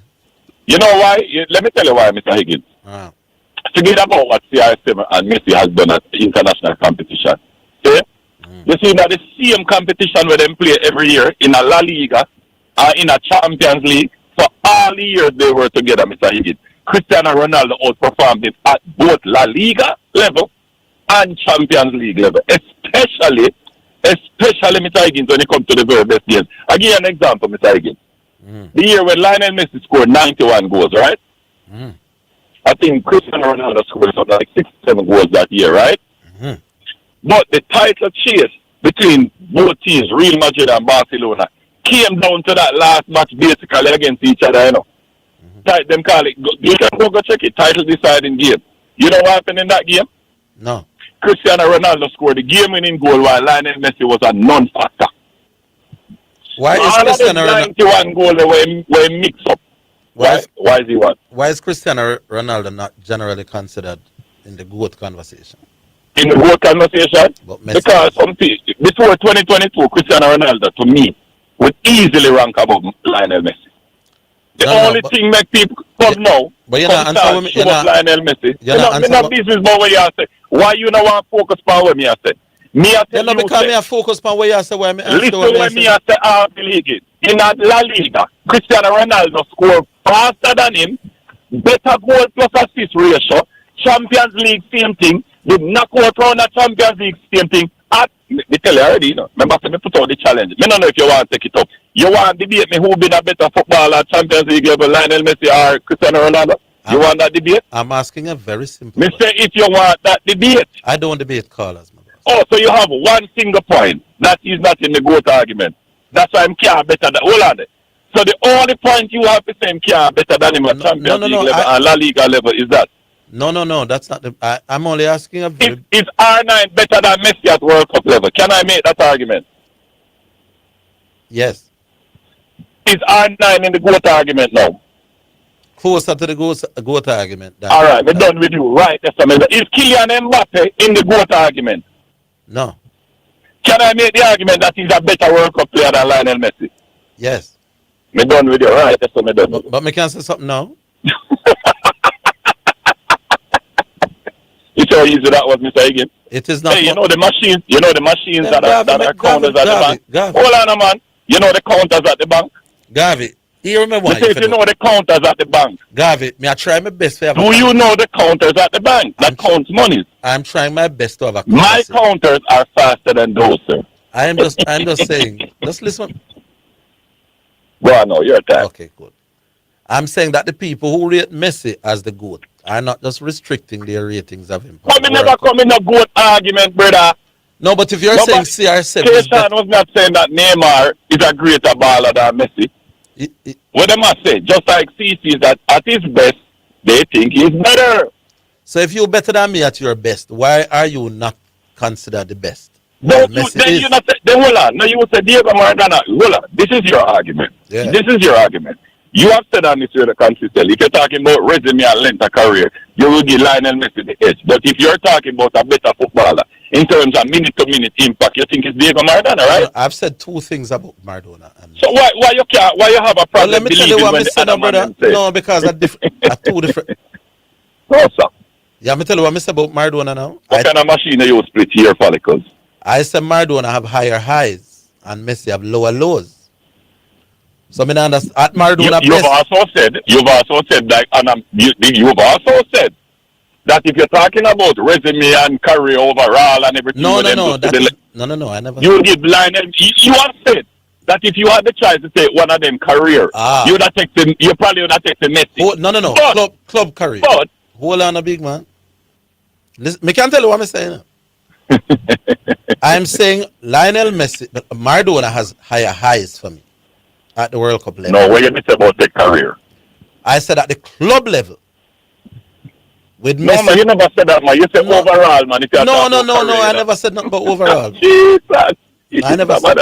No, I said you could make a case that at the club level, Messi would have had a more outstanding career.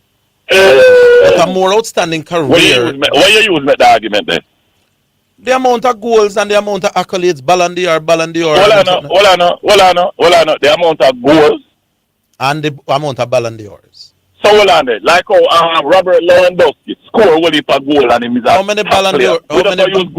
How many Ballon d'Ors does Lewandowski has? So hold on there. Was Diego eligible for Ballon d'Or in his time? And that is why I say it's arguable. Messi has performed at a higher level for longer at the club level. I don't believe that. Well, where's the argument? I'm saying that that argument from what stretch? Hold on, from what stretch did Lionel Messi dominate club football? 07-ish, 80. No rubbish, man. Don't do that, man. Don't do that, man. Him start. Lionel Messi never come to prominence. When we say he was a part of the Barcelona squad, remember, say why the first Champions League where they win. Hold on. The first Champions League where they win was about him signed it. Why you not just answer the question? When was Messi winning first Ballon d'Or, for example? Probably about 9-10. Yeah, Mr. 7-8 him come prime. No, that's so. You should not have stretching this idea. No, me never say winning first Ballon d'Or. It's not you alone, you know. It's not you alone. I've heard this argument saying that Lionel Messi has dominated club football for 15 years. Lie! Rubbish! And the same man get booed out of PSG in 2022. Rubbish. So what the 15 years ago when dominate club football? From the day the man them left Xavi and Iniesta left. For 8 straight years him couldn't lead Barcelona back to a Champions League final. This idea that this man was dominant, and during that time, Cristiano Ronaldo was winning 3 straight, left, go to Juventus, dominate Champions League at Juventus, come back to Manchester United at 37-year-old, in his first year was dominant, 24 goals in 38 appearances. Is that Cristiano Ronaldo dominate club football for 15 years? Not Lionel Messi. All right, boss. Rubbish. Lionel Messi been dominant for about 10 years, Mr. Higgins. Just like Diego Maradona was. 10 solid years of dominance. Me tell you, nobody that have these Messi arguments can dominate me. I've showed out this challenge. Whether they want to beat me at any level, me ready to them. You on the CR7 man there. Me is a Messi man. No, I'm not a CR7 fan, Mr. Higgins. I'm not. Listen, I want footballer me rate, and it's Diego Maradona. You know that. But when I analyze sports, Mr. Higgins, I don't pick favorites. And when I analyze Lionel Messi and CR7 outside of the fact that Infantino gave him 5 penalty 2022 and come back 2026 and try help him, Lionel Messi's career is not as good as CR7. I'm ask you that. I tell you that. And so may I ask you one question. Why does a majority of the world has Messi in the GOAT conversation and they don't have CR7? Majority of the world? Yeah. Because they have been tricked just like LeBron James. Oh, so people who come and say LeBron James, hold on, Mr. Higgins, you know what I found out this year about the World Cup? The World Cup ball is sponsored by Adidas. That's Lionel Messi's brand, right? The Adidas makes the most money off of the World Cup as a private company. Do you think they have any reason to try and ensure that Lionel Messi did well the last two World Cups, Mr. Higgins? So why they never wanted Lionel Messi to do well in the World Cups before? What? One to 2014 when they cook up the books and give him the golden ball. I don't know how they help him that stuff. Well, Adidas to choose that. Mr. Me, I ask you, wait, Diego Maradona said it out of mouth. You know what Diego Maradona said? The only reason why Lionel Messi got the golden ball in 2014 was a marketing campaign. Diego Armando Maradona said that out of his mouth. I don't think him should have get it either. And I was arguing with some very prominent football people that Messi never played no better than Mascherano that World Cup. So I agree with you on that. Yeah, bitch. Oh, yes. By the way, you're right on that one. The best Argentinian player in 2014 was clearly Javier Mascherano. Clearly. I agree.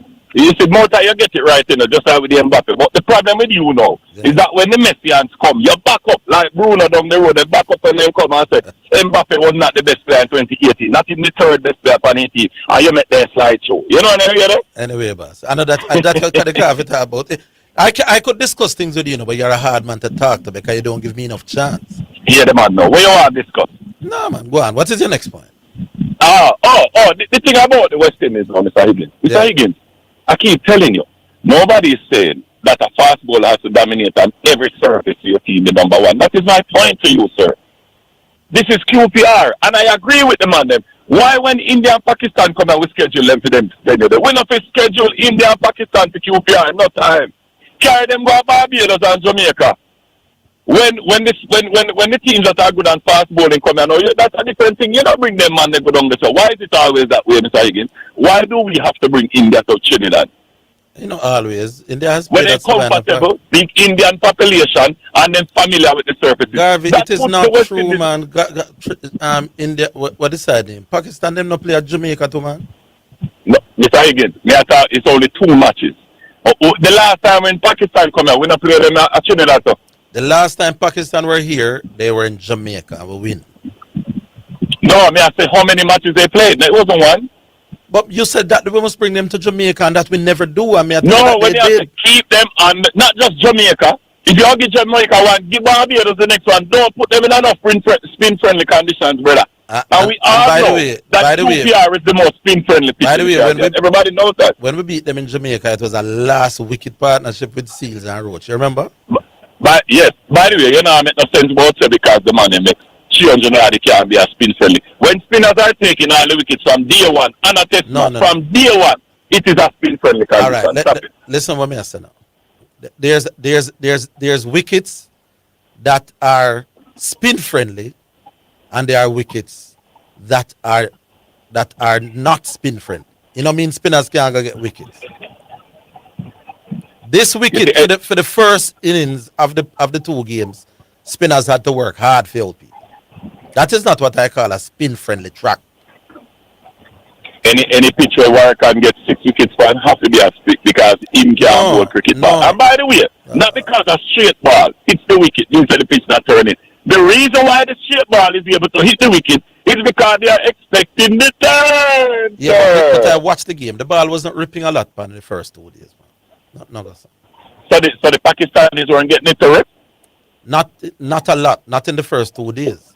That's why we make 340 yards. Higgins, from the first game, I see that they're going. Well, let me ask you. You remember the Pakistan series where we go and draw the series 1-1? Yeah. What would you call those wickets? Them are not cricket, my brother. Me call them the pitch not even suitable for cricket. That is not a suitable test match. So if you call that a spinner's pitch, what you call it in Trinidad with the 2 sides? No, I call the one in a Pakistan an unsuitable pitch. Oh, well, at them they call it spinning pitch. By the way, didn't the ICC say that pitch was not really suitable? No, they didn't say that. They didn't? No. You sure about that? Yeah. I'm sure they were close to saying that, Mr. Higgins. You would agree. And then, when we went down to Bangladesh, when Rakim Khan was bowling the man, what you call it? Tola, you see a picture, no team can make 200 pounds because spinners are getting the ball to move so much as a fair pitch. You have pitches where spinners will do well. Like Shane Warne, I got to take wicket everywhere if you can't bat spinning. But what we call spinners pitch, my boss, where the ball a rip square from ball one, that never happened in that test match. We make 340 at the man, they make 380 at 700 runs per first innings. That one no raging turn at that, my boss. Anyway, Keisha, even though you say me sound like me not go to no school, me hear the other day I take a punch at me, so me sound like me not go to school. I can see your point, sir. All right, leave it there, so guys. Big up. Take the break, leave it there.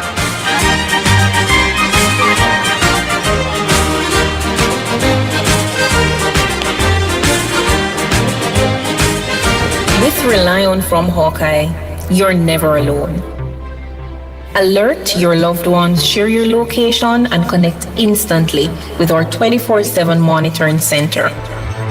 Whether you're at home, working late, or on the road, help is always within reach with voice-activated panic alerts. Call 926-HAWK or visit us online today. Rely On Hawkeye, securing what matters most. It is your right to know what you want. Information at your fingertips.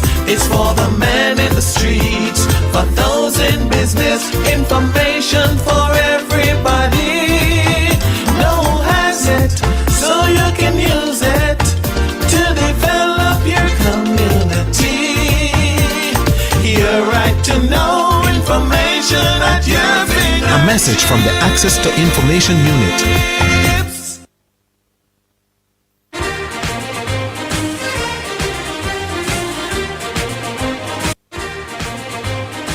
You're listening to Jamaica's first and number one daytime sports calling show, The Sports Desk.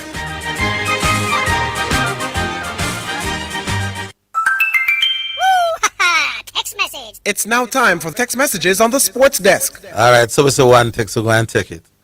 Good day, Orville. Garvey, you have done no analysis. He sounds like a dunce rabbit running around. Garvey stopped watch football from the 90s, so I don't know why he's here talking about football. Sorry, says Zidane wasn't here to counter the bag of garbage and lies he was saying on the radio. Two-Face from Kingston. Two-Face. The thing with Garvey is that Garvey not going to allow me to talk. I mean, in the shouting match, Zidane don't shout with him. I don't have that time there anymore. But in fairness, though, Two-Face, if you're saying Garvey was talking a lot of lies and garbage, it would be nice if you pointed out what those lies and garbages were. We know Garvey bramble when him ready, but if you're going to say him attack lies and garbage, retext me. Tell me the lies them him did I tell and the garbage where him did attack. Is that fair? All right. Maybe just find them and come. Here's another one. Hey, Orville, you think Infantino can have a next term as FIFA president? Boy, it looks sticky. It really looking sticky because he's not getting any support from nowhere, really. Nobody at all not really seen like them willing to come forward and throw their support or backing behind Infantino. UEFA going away. CONCACAF going away. Yesha going away. His own personal advisors them are going away. The head of CONCACAF, Montegliani, are going away. So it's going to be difficult for him to survive. It's really difficult. Here's another thing. Here's another text. One thing that often gets lost is the difference between highlight moments and overall tournament influence. Kylian Mbappe produced some of the tournament's biggest moments, especially against Argentina in 2018. But that doesn't automatically mean he was France's second or third most influential player over 7 games. Griezmann, Pogba, and Kante were way more influential throughout the tournament for France. Now, what I will say, and I said it from 2018, is that Mbappe was the player that I looked at and said, oh, this brother. He was the one who wowed me the most. That was the word I used from 2018. Influential. Now, that's a different argument. But impressed me was Mbappe. Anyway, let's go back online. Hello. Am I time? Bull, how you doing? Big up, gentlemen. Well, yeah, gentlemen, I alone there, right? Yes, yes. All right, so I just want to touch upon a couple of things. Firstly, Gavi, when you're talking, you can't use one season and say that Ronaldo was better than Messi in La Liga. So I just have throw some stats here, so. Yeah. I'm not interested in having a full-blown conversation with Gavi, because you know what I call out. You see now, you nobody no chance to talk, even if we were supposed to sit down and have a conversation. So Ronaldo has won La Liga Player of the Season once, and that was the 2013-2014 season. Messi won it 9 times. Wow. Okay. When both in, and we're talking about... So hold on, when Ronaldo was winning Ballon d'Or, it was mainly on the back of the Champions League. Ronaldo had 5 Ballon d'Ors. One of them was when he was at Manchester United. And the other 4 in Spain. And I think the other 4 was in Spain. So he got 4 Ballon d'Ors, but only 1 La Liga Player of the Year? Yeah. So you're saying all of those Ballon d'Ors in Spain? Not saying that he wasn't performing in Spain, you know, because he was doing the damage in Spain and he was also doing the damage in the Champions League. Yes. So, but we're talking about the Spain now. So Messi won in 2008, 9, 9, 10, 10, 11, 11, 12, 12, 13. Then Ronaldo won 13, 14. Messi won 13, 15, 14, 15, 16, 17, 17, 18, 18, 19. You know what Gavi's going to say to that? Say what now? Then buy it out? Then buy it out. It's them links and them contacts and them link with Adidas and all these things. These were not what he won. These were given to him. So let's now do the breakdown of what they do when both of them in the league now. Right? So both of them in La Liga together for 9 seasons. Yeah. Yeah? Messi played 309 games. Ronaldo played 292. Messi has 329 goals. Ronaldo has 311. Messi has 122 assists to Ronaldo's 95. So overall goal contribution, Messi has 451 and Ronaldo has 406. That is while they were both playing together. That was while they were both playing together. All right. So majority of the seasons in La Liga, Messi would have had more assists than Ronaldo. Ronaldo outscored Messi in 10-11. He outscored him in 13-14, 14-16. But remember, Messi now play right assist and emptiness. So Ronaldo has never out assist Messi in La Liga. Oh. In terms of creating creative. So after that there, so when it comes on to La Liga, one-man rule La Liga, and that's Lionel Andres Messi. What about Champions League? Because La Liga and talk about, never do the Champions League breakdown. He has been strong and talking about. But then again, Ronaldo, when during that period, Ronaldo was at Real Madrid in the Champions League. Remember, he won 3 straight, and he was a beast in the Champions League. So is there an argument to be made that Ronaldo was a better Champions League player than Messi? Yeah, people make them argument there. Ronaldo's nickname is Mr. Champions League. You know? No, what is Bull's view on that matter? I don't think so. Oh, you don't think so? I think it's close. I don't think so. Okay. But La Liga and the World Cup, Messi over... But La Liga and the World Cup... No, when it comes to international football, Ronaldo is not recognizable as any form of big baller. Not at all. Oh, okay. Not even the something where he win. The Euros that Portugal won, Ronaldo was not on the field. I remember that for that final. It was cheerleading. He never on the field for period. Yeah, he got injured and was cheerleading. And came out. Right. Yeah, so when it comes to international football, Messi clear him. When it comes to La Liga, Ronaldo did the damage in La Liga. And Messi did the damage too. When it comes to Champions League, a little bit closer. So if a man say Ronaldo name is a Champions League, Ronaldo better Champions League, I'm not kill him. But what about those who say, all right, so Messi might have the clear edge in World Cup, but Champions League is a higher quality level football. So therefore you have to give CR7 that. That means that everybody who better in the Champions League is a better player than every other player then. No. There are those who feel that the Champions League standard... If it's at the World Cup, where it's that clear, at international football where it does, we out of this world, it's clear. Well, and Bull, me not believe Champions League higher than World Cup, you know that. I'm saying, I may have the conversation to say the standard close, even though Champions League have a little bit in terms of standard, I think Champions League a little bit higher. So, all right, if you think Champions League is a little bit higher, and you think CR7 is a little bit better, in what you think is the higher competition? I never say CR7 better than Messi at Champions League, though. Oh, you never said that? I think Messi has the edge. In a Champions League? In a Champions League. Okay, all right. Because when you do it now, you ratio it out. You know what I say? Messi in a Champions League is not normal. All right. That's a good little point them want. Well, when we see them two man play, Ronaldo not close, brother. Me think listen, me not business what the stats want to say, you know. Ronaldo CR7 cannot play football like Lionel Messi. None at all. Everybody know that. So me no want you know break down and no stat. You see if I did two man, me never see. Because you the thing with all assist now, my boss. Assist is only about no, we understand. You make that point there. At least 100 times. Assist some yeah. now. So you see, the better you are at creating for your team, the more you tend to have more assists. So, I understand the point. Say, sometimes it's like a batsman and a bowler. Sometimes a bowler gets some wicket where a poor ball and poor shot, you know. But sometimes in bowl a good ball and bat a ball and a man just jump it. Yeah. So you think it balances out itself. See, I said we cannot play football like Messi. Some of the best creative players in a football will always have high assist numbers. No, but clear. But I'm saying, I dribble down the whole wing and cross the bar, being 3-4 man. And I can bowl a brilliant ball and nip off and wobble seam and kind of mad. No, man. No. A bat and a goalkeeper drop it. Yeah, but I'm saying...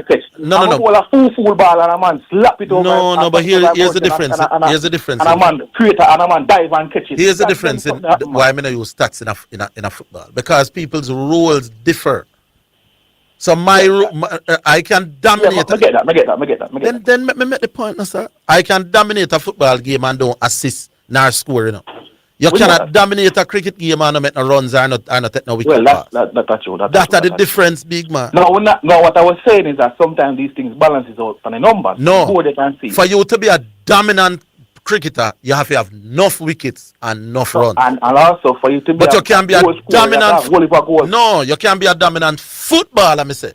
So the man who was the most attacking player, man. Hold on, man. The man will win the golden ball at this World Cup here. Never assist nor score. I am not restricting quality to assisting and scoring. In cricket, quality is runs or wickets. So that comparison there. If you look at two attacking players who main role in a team score some goal and create chances for them team, you have to look at the numbers. So while you have to look at the eye test too, the numbers are going to tell you. And players who are high quality players, they're going to have high numbers. I agree. That's what I'm saying. So just like even if Ronaldo number did higher, Messi he can't play better than Messi. Say like Lewandowski or R9. Brother, when you see the two man play football, there's no argument. Nothing can go. No, I said that when Messi play Ronaldo, no, me have Messi as top, you know. You understand? All right.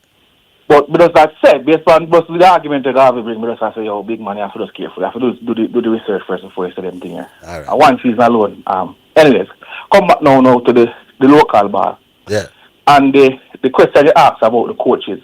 Now, couple of things. One, I think JFF have a mandate. You can ask the president, I'm a big friend, of improving the national coaches. So one of the things that they do, if they even hire an international coach, they will hire national coaches as an assistant. Yeah.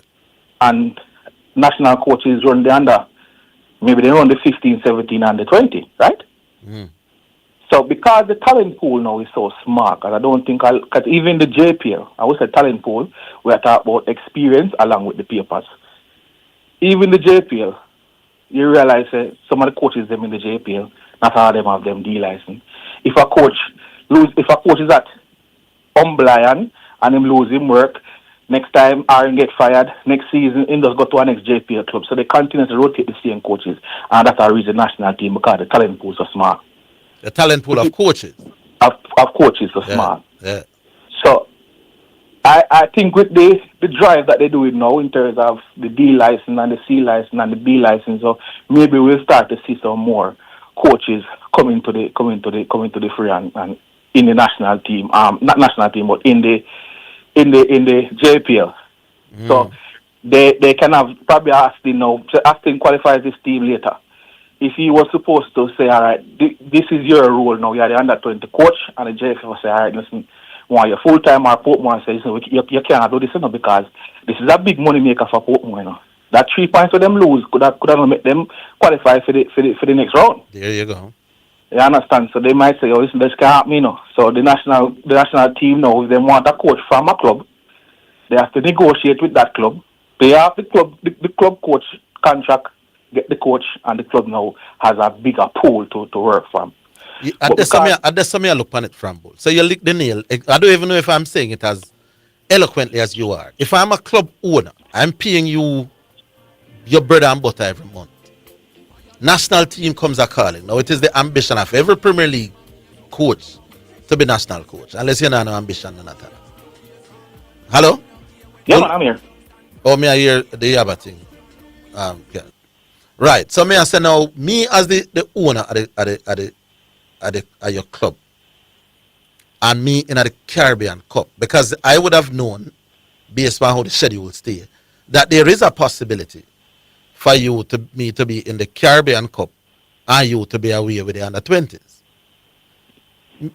And me no know. That's a decision when me wouldn't want to be in as a club. And the thing is, you know, it's like it depends on if the management of the club buy into what the national team is doing as well. That is it too. You understand? Because if you know on the international level getting this experience, when you come back to my club, you will get the experience that can help my club propel forward.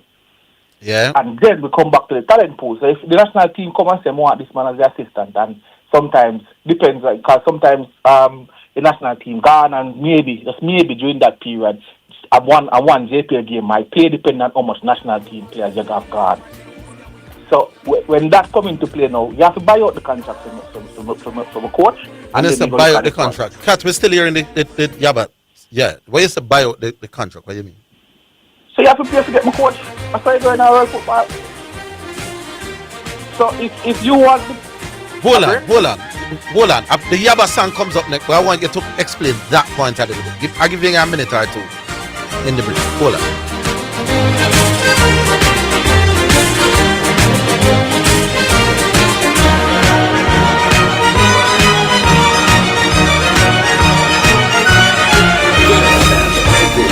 Omega Radio. You see me? Me love my food and my ketchup run the flavor in so many ways. Miss Flowers, I want to turn up your food, so. My secret ingredient, Charles signature ketchup run the flavor. Charles ketchup run the flavor. Richer, thicker, and more affordable. Chicken boss, what run the flavor? Charles tomato ketchup. Charles tomato ketchup run the flavor. Richer, thicker, and more affordable. Do you want the keys to discovering your God-given purpose? Would you like a strategy to fulfill your unique destiny on earth? How about a map to help you navigate the twists and turns on your journey of life? Do you, don't you, will you, won't you? If I coax you, would you want to? Don't you want to? Aren't you going to? Oh, come on, you said you would. Hey, this is Everton Thomas, your friend, your bishop, from the Emmanuel Apostolic Church International with headquarters at 12 Side Road in Kingston, Jamaica. And I'm inviting you to join me this and every Friday at 11 a.m. right here on this station for Insights, inspiring conversations for everyday life. That's Insights, Fridays at 11 a.m. God bless you now. Stay awesome. It's Telethon Fundraiser. Love. You're listening to Omega Radio. Broadcasting live. Omega Radio. Omega Radio. Omega. You're listening to Jamaica's first and number one daytime sports calling show, The Sports Desk. Yeah, Bull, explain that's something in a minute. All right, so how it normally works is that you want the coach to come coach your national team, right? And the coach already coached the club. So the club can say, listen, all right, he might go on national duty, maybe sometime want him from the club, me can't get him, so you are going, you have to buy out him contract. Buy out him full contract? In contract. But what if the national team don't need him full time? That's a different conversation. But again, if it has affect my duty, not my club, because remember, getting into the Champions Cup, the Caribbean Champions Cup, CONCACAF Champions Cup is the big money maker for any JPL team. You know? Exactly. With TV and all them something, I say, if you having my head coach, I gotta affect my program, and we can just use these two things happen. Cavaliers in the finals. Yeah. Portmore the other day. Both teams don't have them head coach. At Cavaliers, it wasn't finals. It wasn't the finals. Cavaliers was in the finals, yeah. Yeah.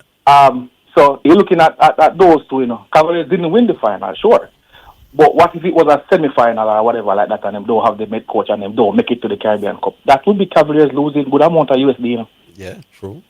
So you have these things where the club them have to look upon and say, you understand? But then, so the federation have a policy. So to me, it's because of the talent pool. The talent pool in our country is very low in terms of the amount of coaches and how good these coaches are. Yeah. So once that get up, then a club can say, all right, go on with the head coach, I'm just get an next coach. You don't think Portmore, I go say, all right, you go with that team.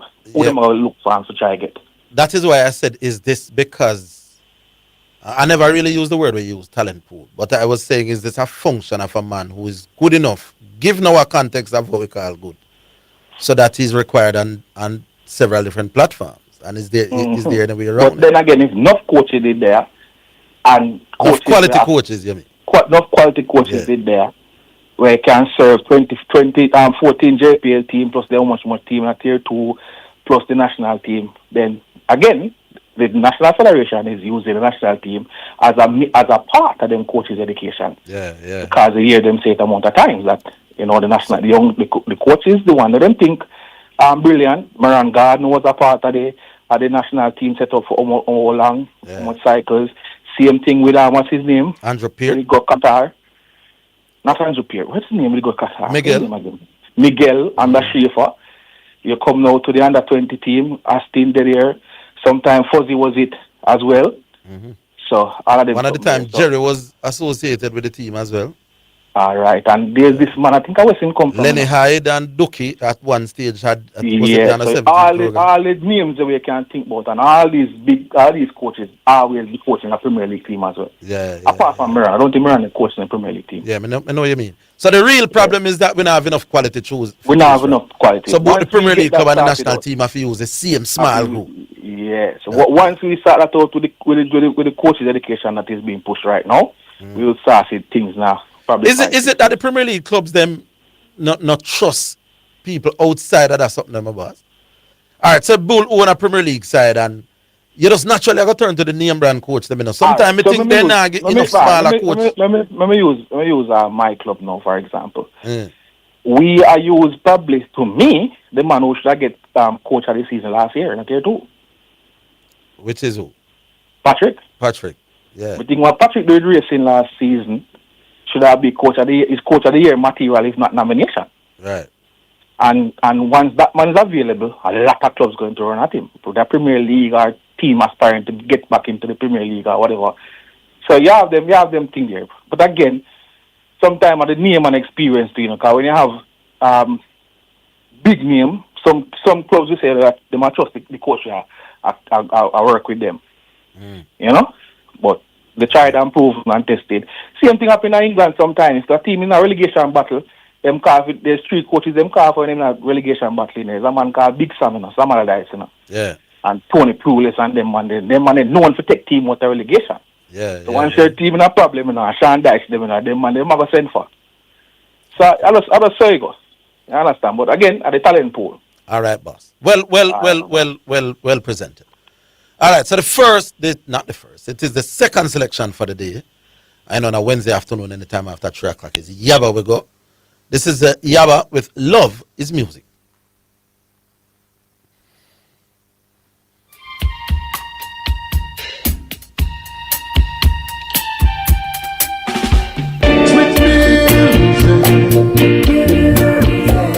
A song of my love for you.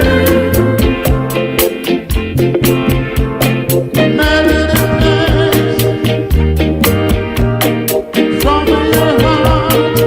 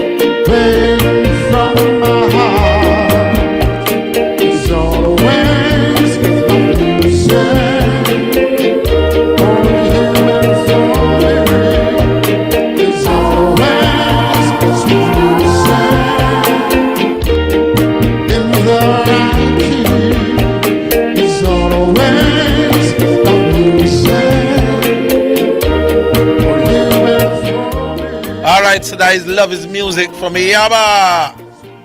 Second and final selection. Remember, people, no show tomorrow, none at all. We'll come back on Friday. So get in everything we have to get in. Remember the numbers, 615-2841. We go on again. Hello. G-Star. How you doing, Mr. Higgins? I am fine. Going on to being very well, yeah. All right, so you're in fine fettle? I'm in fine fettle, indeed. All right, sir. Again, talk a little bit about LeBron James. Yeah. And I made an argument elsewhere, and a lot of people have been talking about it, whether LeBron James has been ring chasing or not, right? No, the truth is, Mr. Higgins, this topic has been on TV and media a lot, right? Yeah. But I haven't watched any of it. I haven't listened to anything what anybody has said about LeBron James in Philly, other than people who talk to me in real life. Yeah. Okay? No, I'm gonna play something, but I'm gonna preface it, right?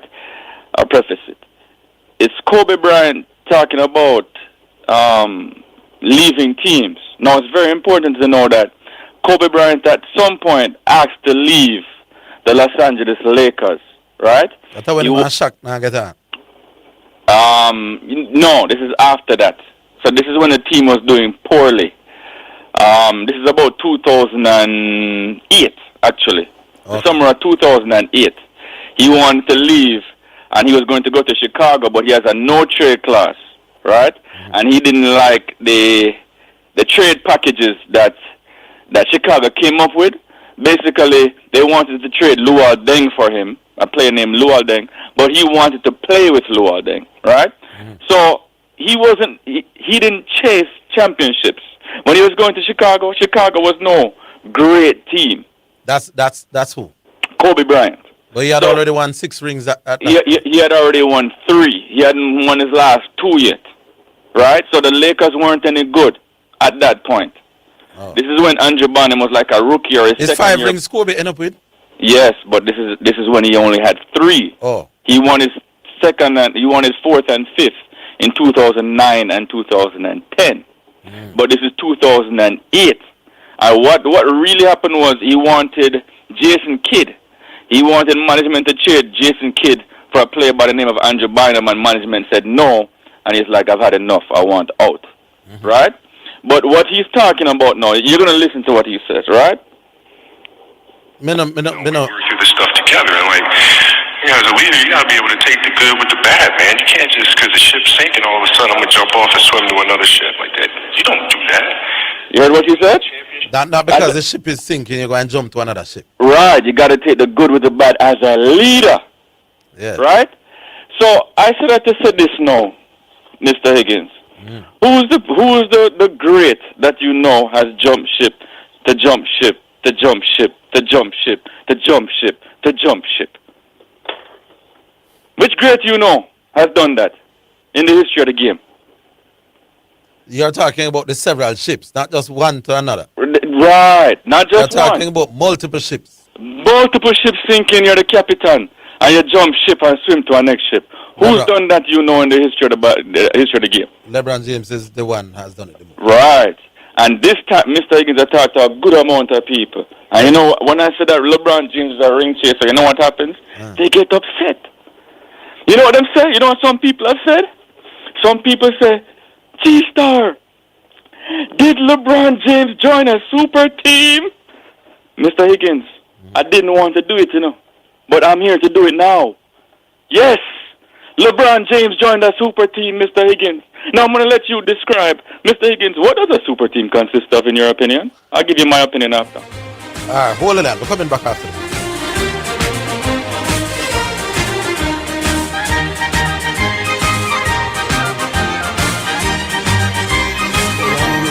In the atmosphere, here, there, and everywhere. Omega Radio.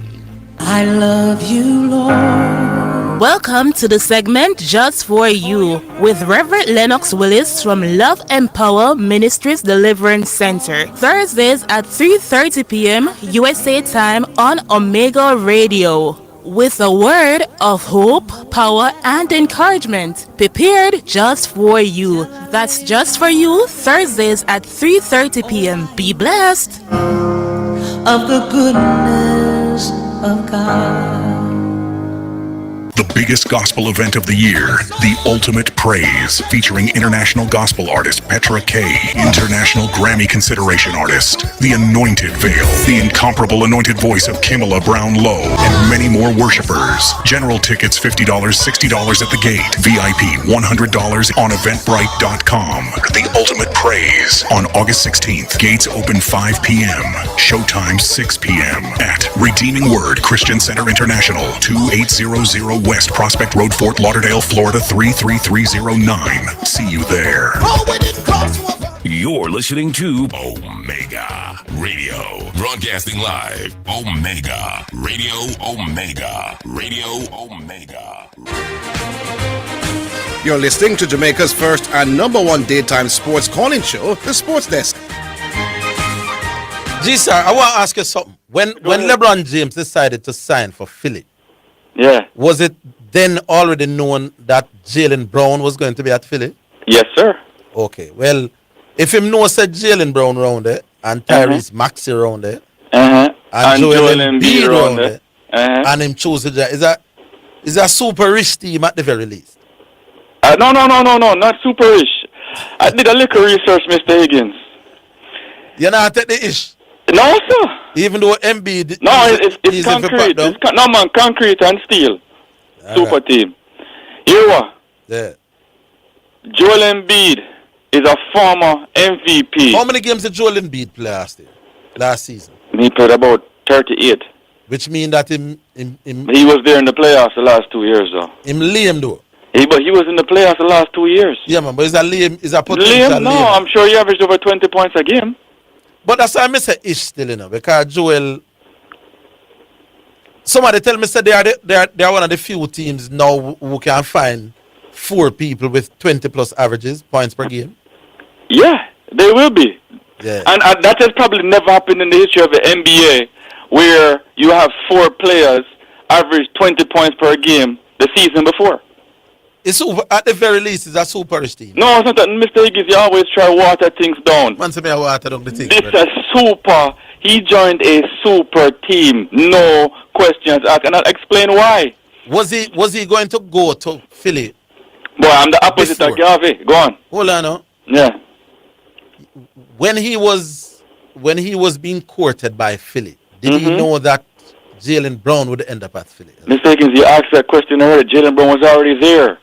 The trade happened already for Paul George. Yeah, Jaylen Brown went here early July. Yeah, Mr. Higgins, you're police. You're trying to ask me the same question twice. No, but that's why I make certain, you know. All right. So LeBron James would have gone there knowing that Jaylen and Joel and... That's why I'm sure that's one of the big reasons why he went there. Jaylen Brown wasn't there, he probably wouldn't have gone there. So it was a super rich to super. No. It's a super, all right, super team. Let me explain why. Yeah. For the third time. Joel Embiid is a former MVP in 2023, right? Yeah. Joel Embiid has played in the NBA 10 years. Joel Embiid has been an all-star 7 out of the 10 years. So he's an all-star. We know who Joel Embiid is. No, the truth is, Joel Embiid is not the player he once was when he was an MVP. That is the actual truth, right? Yeah. We're not going to fool anybody. He's not. But he's still a pretty good player, and he can say he's still an all-star. Jaylen Brown was a second-team All-NBA player last year. That means that he was one of the top 10 players in the NBA last year. He was an MVP candidate. Jaylen Brown averaged 29 points per game last year, Mr. Higgins. Yeah. And Tyrese Maxey averaged 28 points per game last year. So LeBron James joined the team with 3 ballers averaging 29, 28, 27. And you know who I haven't spoken about yet? Who? The rookie, last year rookie named VJ Edgecombe. The youth is like a mini Dwayne Wade. VJ Edgecombe averaged 16 last year. So anybody who thinks that LeBron James didn't join a super team, you are confused. All right, Sam joined a super team. You are confused. No, that is all I'm saying. So when I say LeBron James is ring chasing, that's just what it is. You understand? No, here's the truth. No, Mr. Higgins. Let's rewind it a little What bit. would he have to do to not be ring chasing? he could have gone to a team that has a little more risk of losing. But why would he do that? Because he wants competition. Why would I want competition, my brother? No, you see, in business, it's a great business move, Mr. Higgins. No. Here's the question. Yeah. As a player, yeah, why would I not go to the place that gives me the best chance of winning? Because you want competition. It's not just the best chance, you know. I want competition. It's not a perfect team. You don't want to compete. You're not a competitor. Hold on a G-Star. Yeah. When you say I want competition, what does that mean? You want to compete. You want to struggle. You don't want it easy. I want to do what?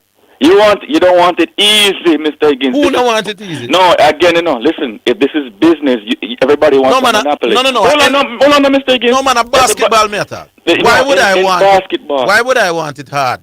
Why? Because you play for respect.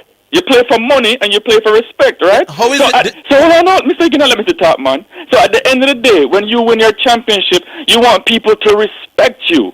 Just like when Kevin Durant won his 2 rings, what do we say? Kevin Durant is my baller. What do I say? Those rings are shaky. But here's the difference, though. Between Kevin Durant and Michael and LeBron James? Golden State had beaten Oklahoma City. What was it? The year before? After Oklahoma were 3-1 up? True, but let's look at the team. No, man, it's different. Okay, fine, but who has more talent? Mr. Higgins, LeBron James is not the first person to ring chase and he won't be the last, you know. But guess what?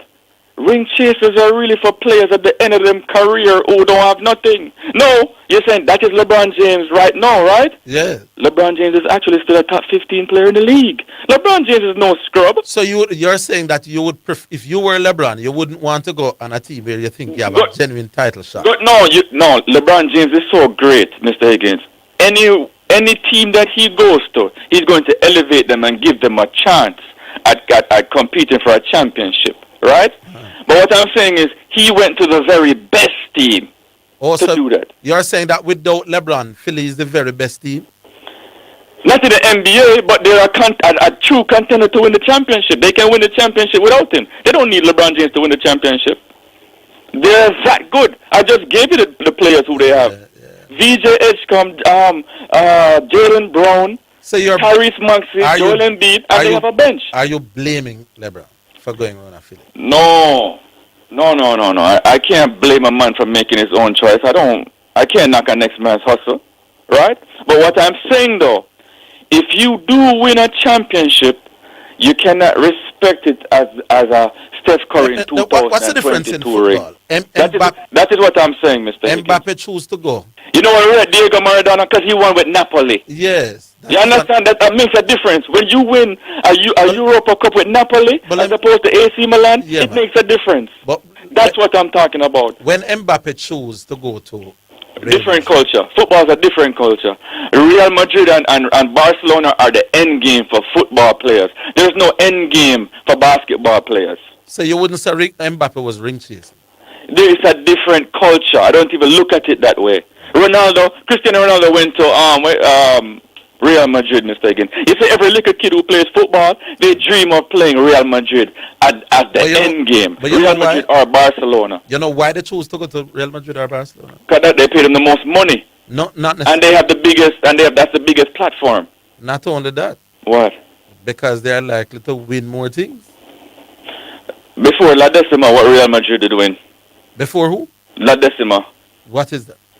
The 10th Champions League victory that they had. They weren't winning for a long time. No, but I'm saying the best. Even with the Galacticos, they didn't win. Messi. No. Hold on. Messi. Me host the show, man. I'm saying going to Real Madrid or Barcelona gives you the best chance to win in Spain. Right now. Yeah. What I'm trying to tell you, it's a different culture. You cannot confuse basketball culture with one is a franchise, one is a hierarchy.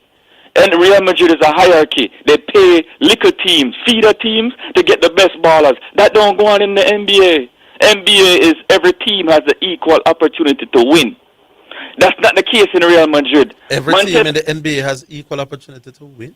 Yes, they're a franchise. Yes, they all have the draft. They all have the same rules.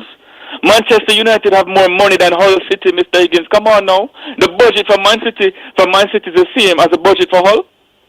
No. But I'm wondering why. Answer that question. No, I just wonder why there's a difference in culture. Why it is not ring chasing to go to Real Madrid when it actually gives you the best chance or the second best chance. You have to ask the football people that. Is that a different culture? But is it a reality though? I'm asking you that question. Is it a reality that the culture is different? Yes or no? I don't know.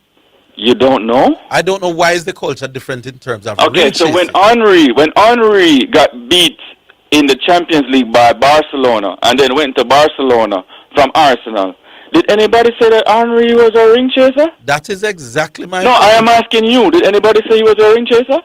I don't remember.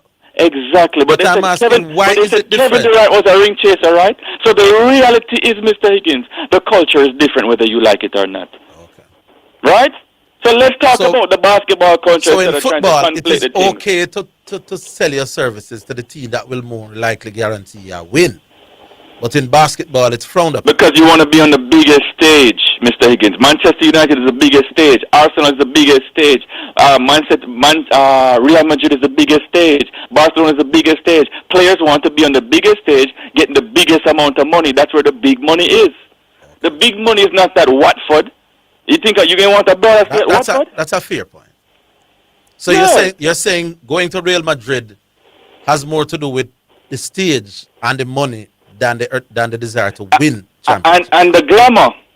When you're at Real Madrid, you've seen that you made it. No. All you have to tell me, I might agree with you, is that a ring in the NBA does more for your legacy than a league title in football. Is that the people care more about Champions League than a league title. You ever hear me talk about how much league title Cristiano Ronaldo have? Or Messi have? Yeah, I don't look at league titles. I look at Champions League titles. But Champions League title. I look at World Cup titles. Yeah, but Champions League title is a direct reflection of which league you join. Because you won't win too much Champions League if you join a league side with a good neither. I agree. Right. You mean like a little baby side? Like the regular side. Like a Watford? Yeah. No, I agree. So that is why the players want to play Champions League football. So even if you're not in the top four, a big name player is not even going to look at you if you can't compete for the top four. You have made a reason. So LeBron I'm finished going to Arsenal. Oh, my time done? Yeah, the breaker catch. All right, cool. But you put up some arguments. Yeah, but my thing is our Vinny goes to Arsenal though. People say Arsenal can't afford Vinny. Yeah.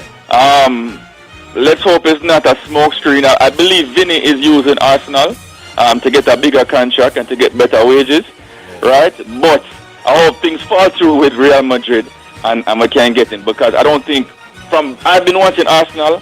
Henry wasn't that guy before he came to Arsenal. Yeah. Vinny is one of the best players in the world right now and hope Arsenal can bag a big name player like that. When somebody say, I must ask you, when Tom Brady went to Tampa Bay, if he was ring chasing, or that's a different close. Or that's a different culture. They were a bad team. They haven't made the playoffs in how long? They're like a 500 team, 7-7. All right, come on now. I hear it. We leave it here. Ring culture, ring chasing in some sport is seen as more of a thing than in some other sport. Interesting. We leave that. Spectrum Insurance Brokers pride themselves in being professionals in the field of insurance broking, claim settlement, and risk management services for over 35 years. We offer a wide range of insurance services including motor, property, liability, accident, life and international health for individuals and companies at competitive rates. Call 926-3572 or visit 7.5 Haining Road, Kingston 5 or shop number 3, James Plaza, Mandeville.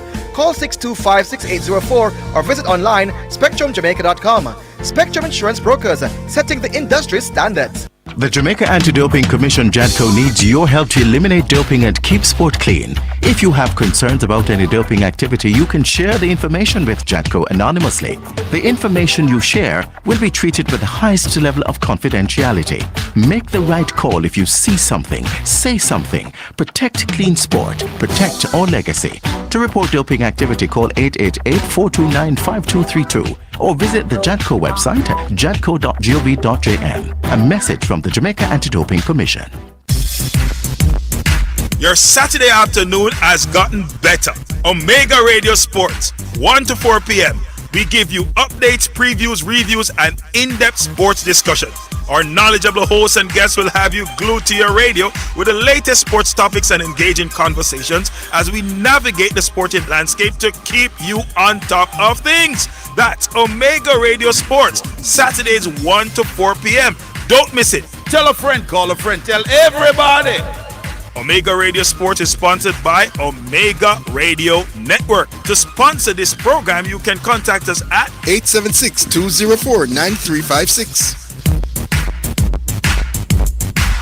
You're listening to Omega Radio. Broadcasting live. Omega Radio. Omega Radio. Omega.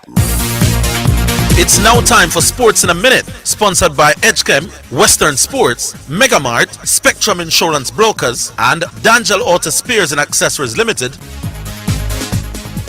Speaking of Vinicius Jr., Real Madrid have made him an improved contract offer as they look to keep the Brazilian winger at the Bernabeu. The 26-year-old has entered the final 12 months of his contract and has attracted interest from Arsenal in recent weeks. Talks over a new deal at Real were at an impasse, but the Spanish side have now made a new offer to Vinicius, who is understood to be appreciative of the fresh terms. Real now await Vinicius's decision, but senior managers, including returning head coach Jose Mourinho, are now hopeful he will renew. Hear that, G-Star? With that, that's Sports in a Minute. Sports in a Minute was sponsored by Western Sports, the sports people, Megamart, best value by far, Spectrum Insurance Brokers, setting the industry standard, and D'Angelo Auto Spares and Accessories Limited at 20 Balmoral Avenue, Kingston 10, and shop number 10, 1A Chapelton Road. Call 876-929-9146. You're listening to Jamaica's first and number one daytime sports calling show, The Sports Desk. Yeah, me hear G-Star, no people. Me hear him. It's not ring chasing in football because it's a different culture. But LeBron ring chasing him join up with 3 other potential superstars. But why would I not want to join up with some other superstars at 41 years old? Me not try to build a name no more. Me not have to try to prove some bad. I just go and take some ring if them available now, man. What's wrong with that? Who we have now? Yeah, 615-2841. Yeah, Kat, you want chime in, Panama? Alright, you know, when I think about the whole ring chasing thing, Yeah. it comes back a lot to the people who have been following basketball from in the 90s. Yeah. Because there's also conversations about the stars that stick with their team and fight with their team. Right. So I think there are people who don't want to hear that, oh, you have as much ring as Jordan, Yeah. but you are up skipping and jumping and joining super teams. Yeah. Where Jordan basically they built their team and stuck with their team. No, but here's one of the difference between LeBron and enough of them, man, including Jordan. LeBron left to join people. Michael Jordan got people to join him. But that's what I'm saying. You stayed where you were and built your team. No, man, but by building a team is adding pieces. Him get Scotty, him get yeah, but that's still no, Scotty your was with him all along. But that's him your team. But that's your team you're building. You're not joining a team that was already a super team. So I'm not chasing rings, but I'm attracting rings. Like I said, if you let Orville, if you build your house, why is it worse for join some other superstar or if you get some other star for join me? All right, put it this way. Yeah. In most of the days, if you looked at even the stars that joined up, right? Yeah. Most times, these were not people who were direct rival. These were not people who were stopping me from winning. Oh. So it's like Then you it's can't like, beat man, this man, so you go join him. But in the NBA, you know, everybody is your rival, you know. Yeah, but there are rivals, there are competition, and there's rival. Not everybody's your rival. All right. So when LeBron did run at Cleveland now, Cleveland, yeah, they reached one final in 07, but that was with that team. But don't get me wrong in the boss, because you have the great players like the Barkley, who because of that sticking to your team, yeah, And by the time he decided to go join some team, it was too late. So he's a great without a ring. And forever and ever, I mean, they're going to use that against him. And that's why the current culture of players are not doing that anymore. Yeah. They're going where they think they have the best chance of winning. So, why is it such a negative connotation for LeBron? I just told you why. Yeah. People are going to always want to say, you are comparing this man as the greatest. Or to Jordan. But when you look at the players of that era, they didn't do that. They fought with their teams, but you want to say he's greater when he's always joining super teams. Yeah. So you get where some people is coming from?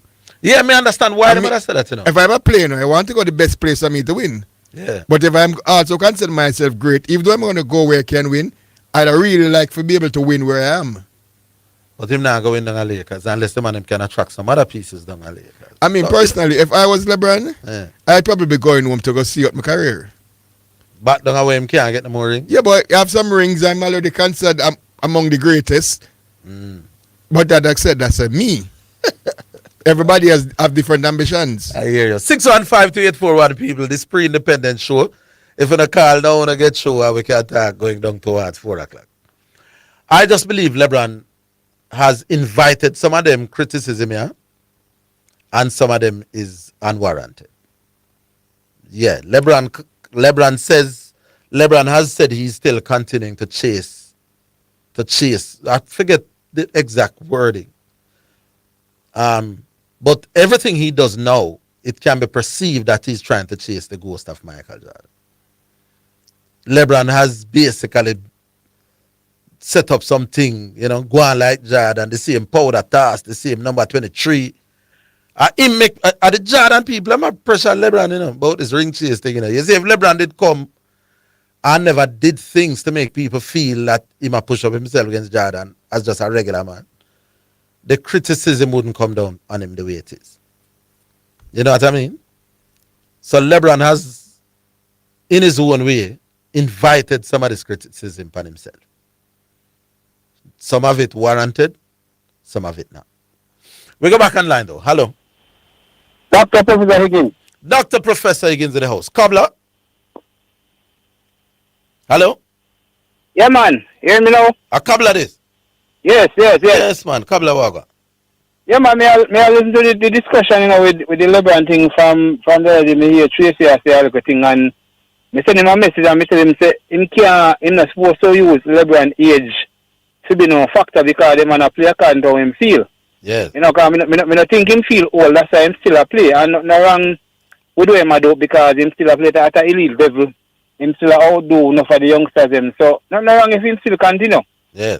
So use the age as a factor, but where the man who try to beat him is a ring chasing thing. Which me not see nothing wrong with that because me hear that I said to this sister not too long ago say, what is wrong with that? I mean nothing nothing wrong with it because the man want a legacy. Feel left in at the end day when he walk away from it. So me not see nothing wrong with where my brother. He already have a legacy, but he want a legacy bigger.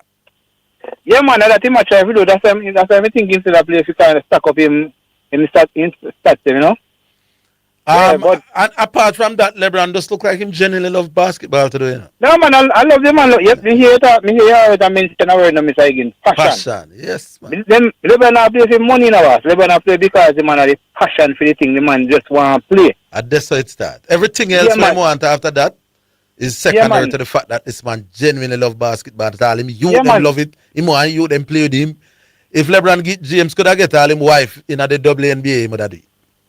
Yeah, man, I love him. I love the game. I the passion the man have for the thing. That's why I'm still a player at his age. Which, as me say, him a player as how him feel. I think him feel old as I mentioned before. Yeah. Yeah. So I'm a Michael Jordan fan. You understand me? I say, but me still nothing where LeBron do for what I say because records are made to be broken, brother. True. Yeah, man. And if the man try to block certain record, me nothing wrong with that. For one black man to another black man, me don't want this sound like racist, but because black basketball must be dominated by black players, that's a musical term. Yeah. Yeah, man. So, me no feel the man him, and as I mentioned, some of the criticism where him cause upon him, but I guess that make him relevant, That make him people talk about him and him name still gone for a while.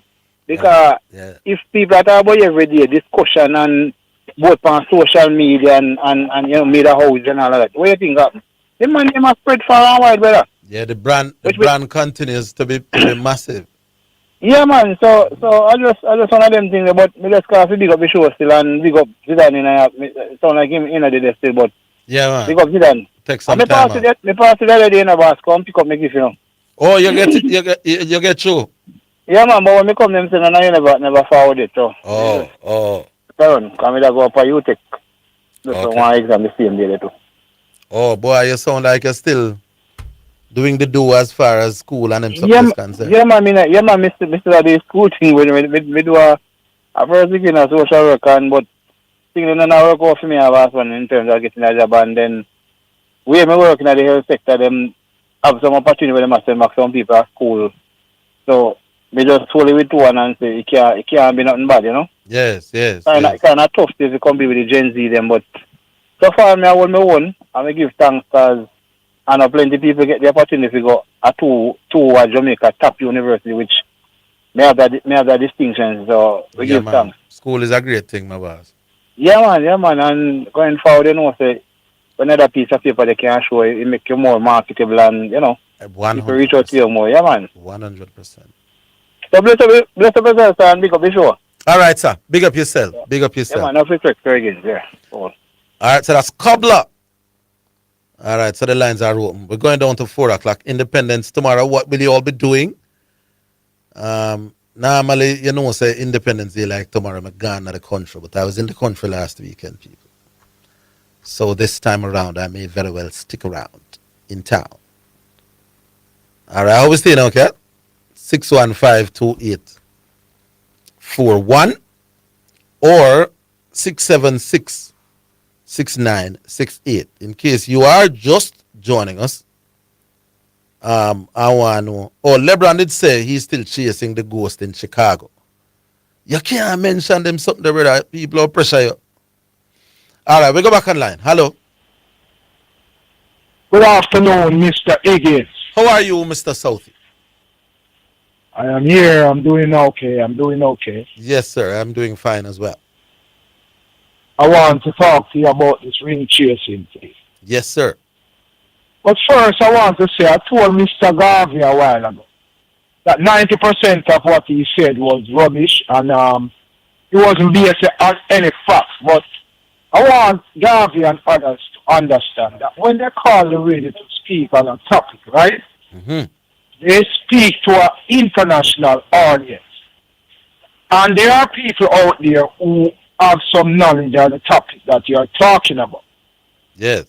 So just because you're loud with it and all them things, they don't mean say a lot of us outside here don't know that you're talking absolute nonsense. Mm-hmm. Right? So most of what Garvey was saying was nonsense. I think Bull come with some of the things. He even said Messi not scoring in a big game with Cristiano Ronaldo. And I remember clearly, I can go as far back as the 2011 Champions League semi-final in the Santiago Bernabeu when Real Madrid played Barcelona. And the game ended 2-0 with two brilliant goals from one Mr. Lionel Messi. Did he say that though? That Messi did not score in the game with Ronaldo? Him say he have more big goals in big games against each other. And that is not true. Oh, hold on. That is not true. Hold on, South. We'll take the break and come back. Hold on.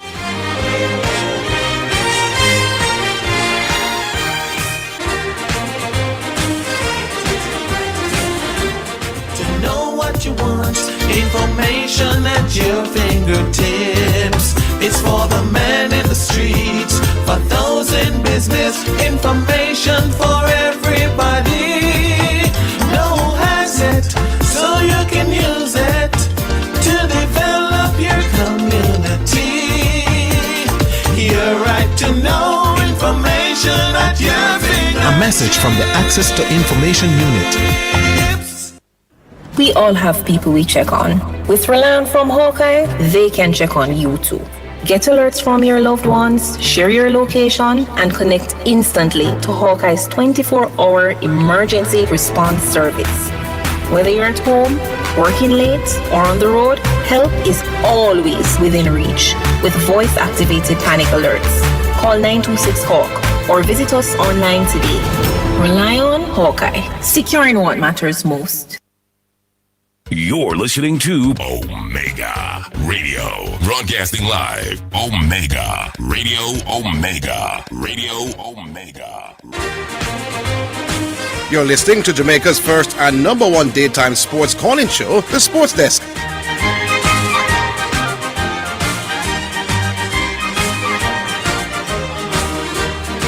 All right, Salty, we're back with you. You know, the card was right on the box right there.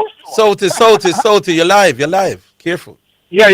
I hear you now. Yes. Yeah, so I've been listening for the past month during the World Cup, before the World Cup. Yes.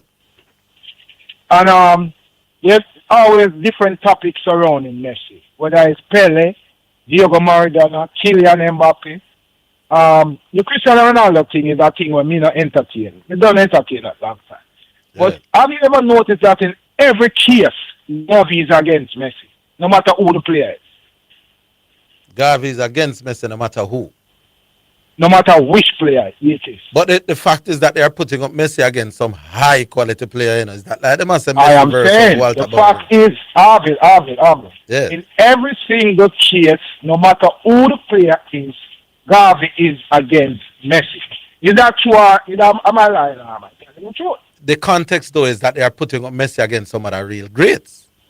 All right, yes. But in every single case, Gavi is against Messi. No matter who them put him up against. Am I lying or am I telling the truth? It is truth without context. No, you are saying to me that they are putting him up against some great players. Yeah. I am saying, we know that. But I'm saying, in those cases where they're putting him up against great players, in every single case, Gavi is against Messi. But what if Gavi doesn't think he's as great as some of these other greats? That's a question, you know what?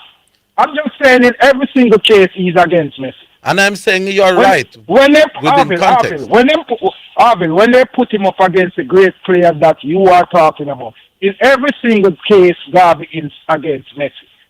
You know, simple yes or no. But I'm saying yes with a context. Yes.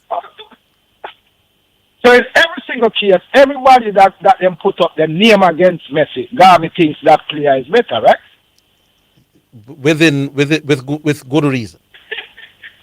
Stop going like you in a court, man. You in a court, you know, and nobody now gonna arrest you if you answer truthfully. No, but what is true? You're not gonna be arrested. No, man, I'm saying the people them put up against Messi are credible names. Listen, Gavi just like the man, for some reason. You know, so Gavi never watch football. Gavi just like the man for some reason that have nothing. Me don't know. Cause some man come like them, see some man on TV, and them have some special age for the people them, but now have nothing to do with what the man them do for the field. And like them know them personally and them do something to them. Gavi want them, man. But then we move on to the ring chasing. Another man Gavi hate now. Now, he probably hate Messi because he white. But me don't know why he hate LeBron. Because he couldn't because he white. Yeah. But the ring chasing thing now. I had the discussion with, I agree with you. Let me tell you that.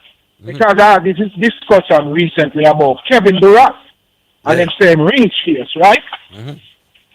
But the story about Kevin Durant was the night when the Golden State Warriors lost to LeBron and Kyrie Irving in the finals. Yeah. The very same night. That is the story when them write for yesterday. The very same night, at the end of that game, Draymond Green went to the parking lot, sat in his car, and called Kevin Durant, right? On the phone, because they know Kevin Durant was going to be a free agent. Yeah. Now Kevin Durant, a number of teams want to sign him. Kevin Durant was vacationing in a place named Martha's Vineyard off the coast of Massachusetts. And Steph Curry, Draymond Green, Andre Iguodala, and one other player, so Steve Kerr and the general manager of Golden State, they got on a private jet and flew from San Francisco to that place off the coast of Massachusetts to meet with Kevin Durant to get him to join them, right? Mm-hmm. So them fly, if you know America, anybody who fly from San Francisco to like Boston and stuff, you know, like that's about a 6-hour flight on a commercial jet. Maybe on a private jet, it's probably 4 hours or something. I don't know. Yeah.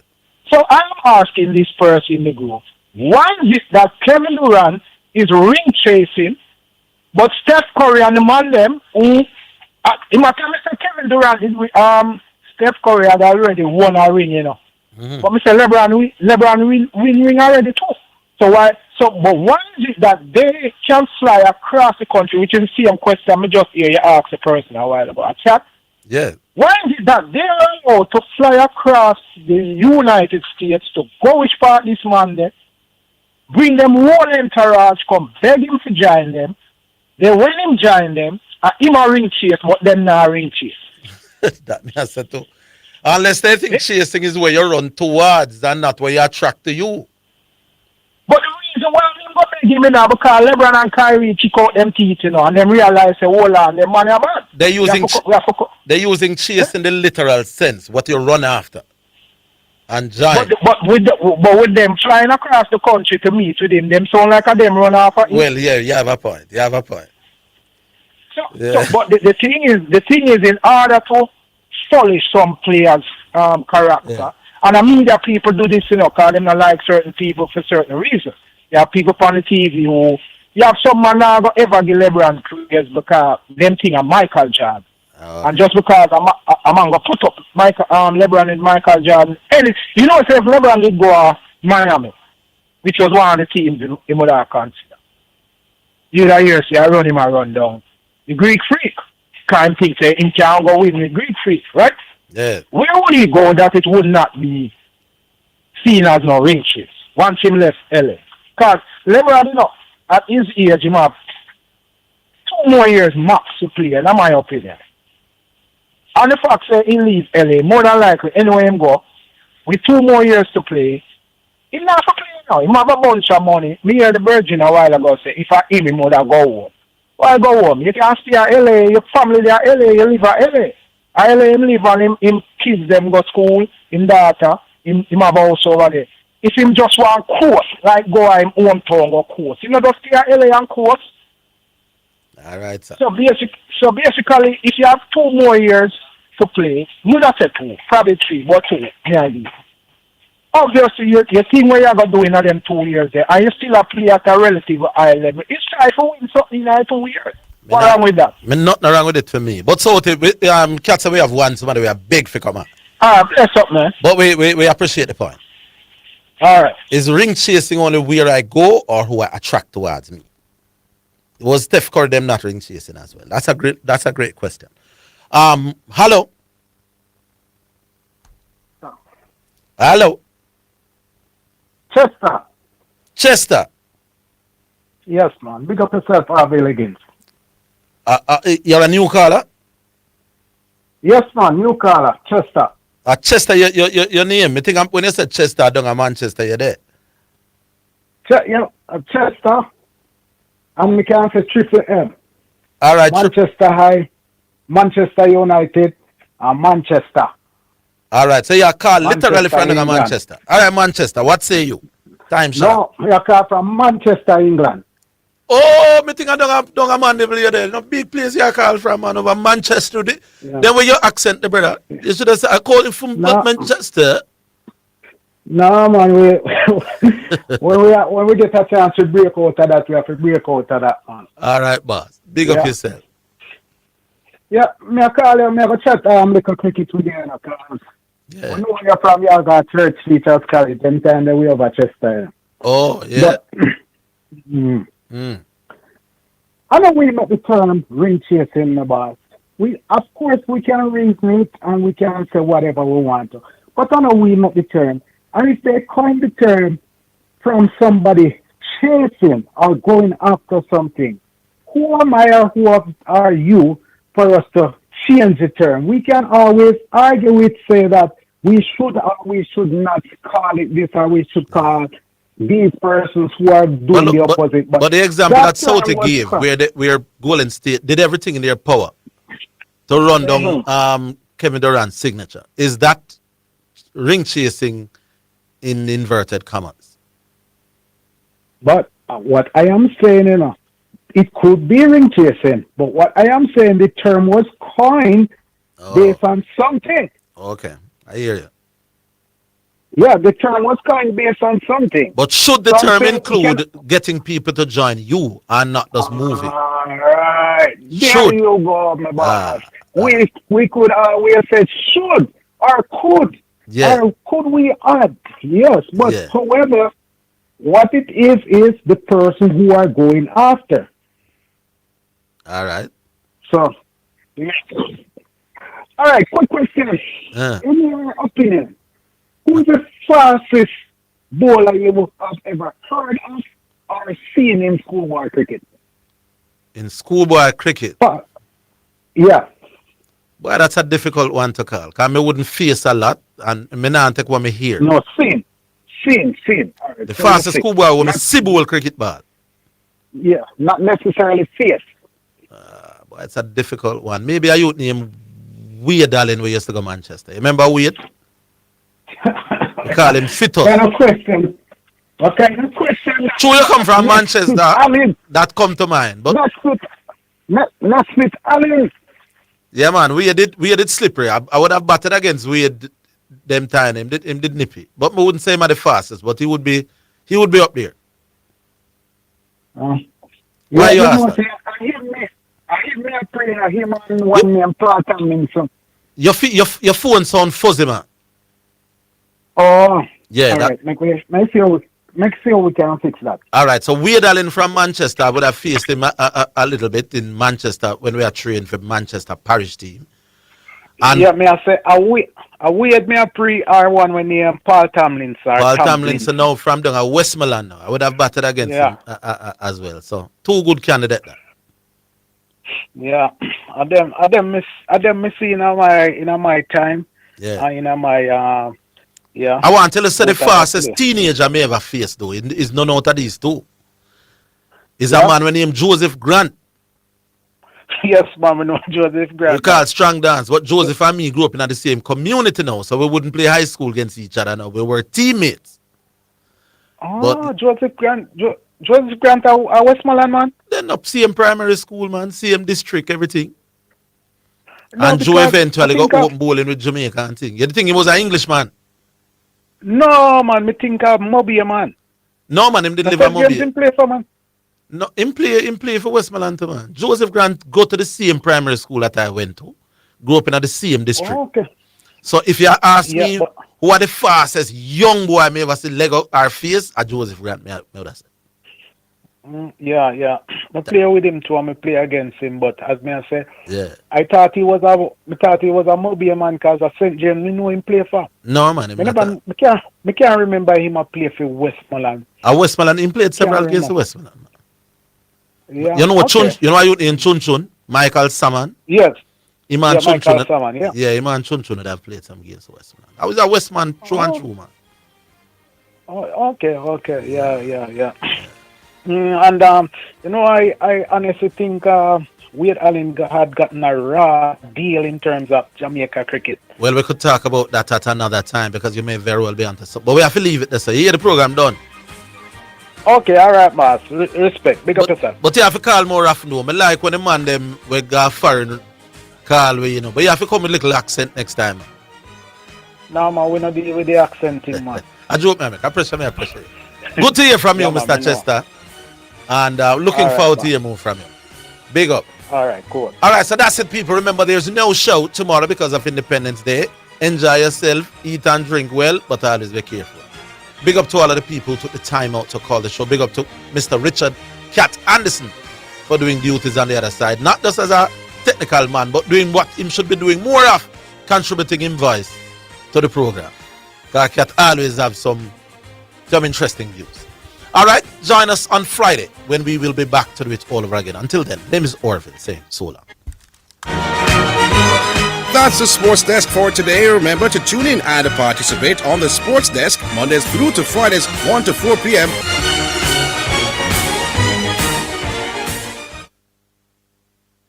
You're You're listening to Omega Radio. Broadcasting live. Omega Radio. Omega Radio. Omega.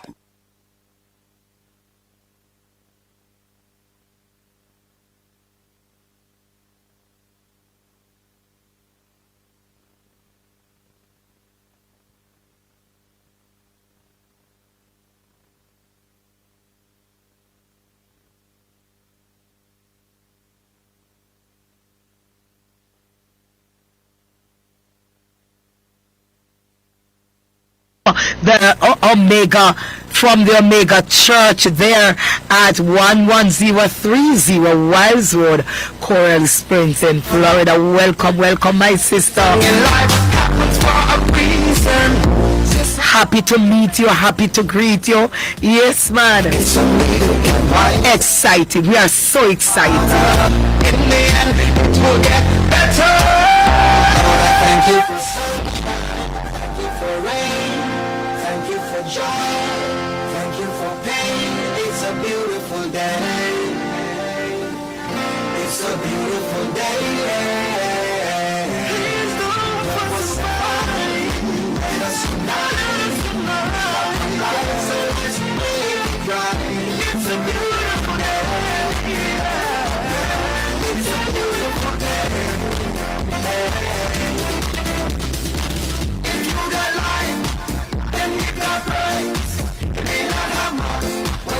Let me take the time out to also greet all those who are tuning in at this time of the afternoon on the Omega Radio on the WOIB 101.9 FM, Florida. For those who are tuning in on the Omega Radio on the DAB UK 89.1 to 89.9 FM, Jamaica.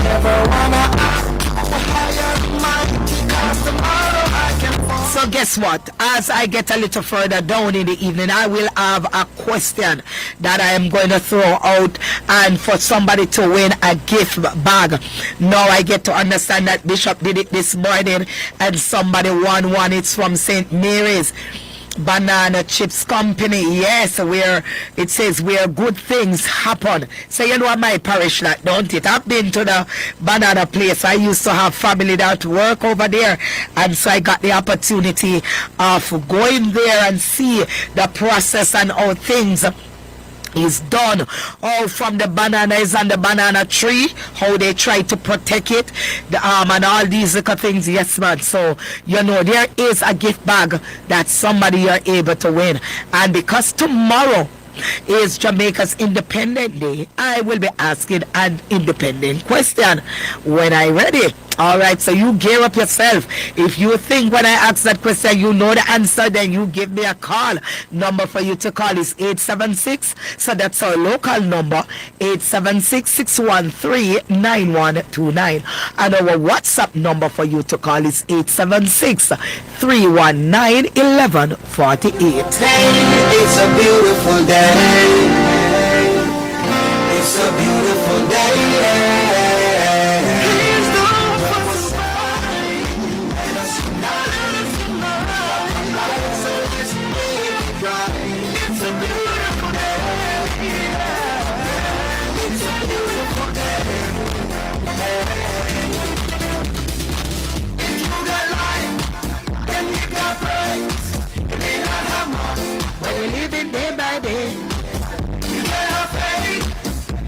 To all of our faithful listeners and texters and callers, oh no, I love you like that already, don't it?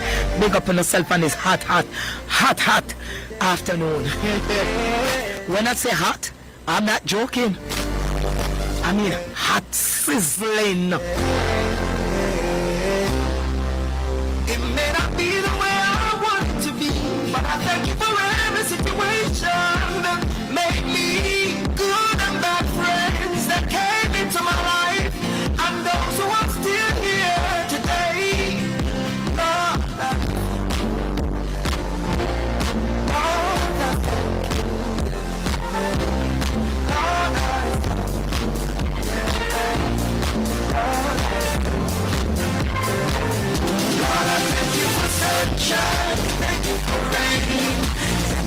joy. Thank you for pain. It's a beautiful day. Beautiful day. It's a beautiful day. Yeah. Don't fuss and cry. Let us unite. Move up our lives. Oh, it's a beautiful day. Yes, it is. It truly is. It truly is. And so God is just such a good God, such a good God, you know, just loving God for the way he is, the things that he do or does. Then trust me, the God that we serve is really an excellent, excellent, excellent God. Yeah, really an excellent God. Can't do without him.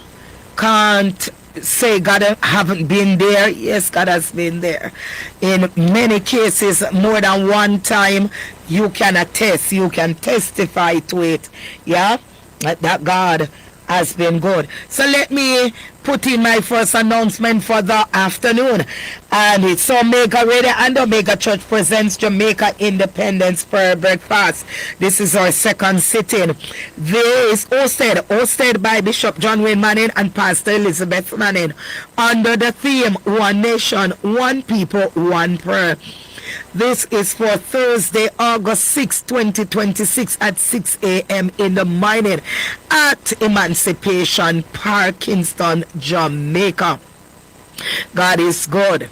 Let me go ahead and share with you. I'm trying to get it up a little bit bigger. I don't know why it's not open. Okay, all right, I got it.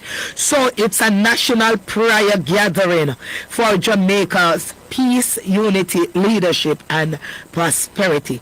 Join us as we seek God's face for our nation. Listen, it's serious, you know. You know that there's a whole heap of things happening in this little island, and when you hear it, it shock you, open up your mouth like fish. And you say, wait, then is when this happened. Yeah, man, it has been happening. It has been happening. But it's not everything that happened comes in news. Eh? And so we need to pray. We really need to pray. Live there, you can listen in live on your Mega Radio 89.1 to 89.9 FM Jamaica, as we will be covering there will be an island wide. You're listening to Omega Radio, broadcasting live. Omega Radio, Omega Radio, Omega. Your Saturday afternoon has gotten better.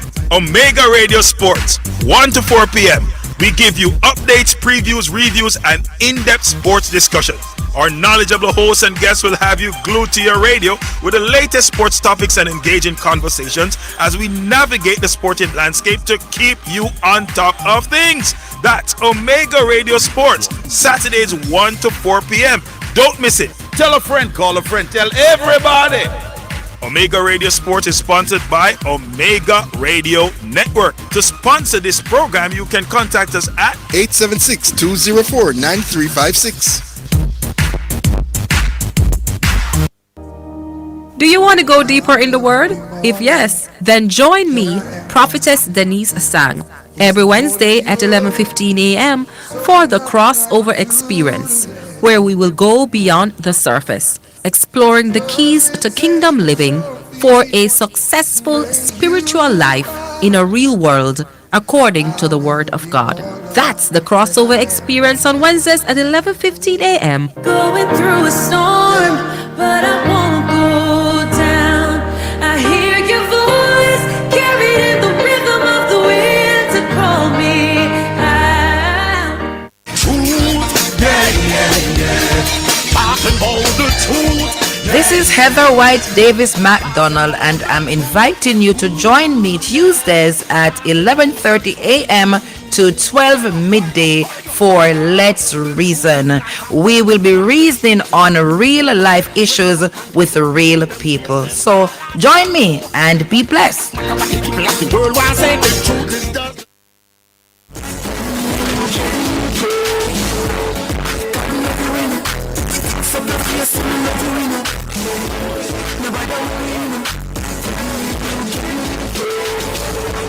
Just so you think so that it better than a cell block. Daddy, excuse. Excuse, ma'am.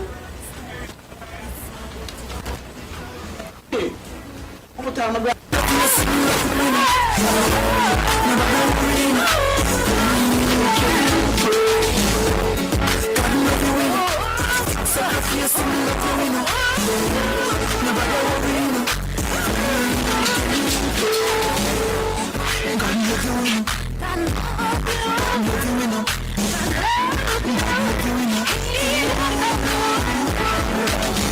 No matter what you're going through, just always remember, God is always there for you.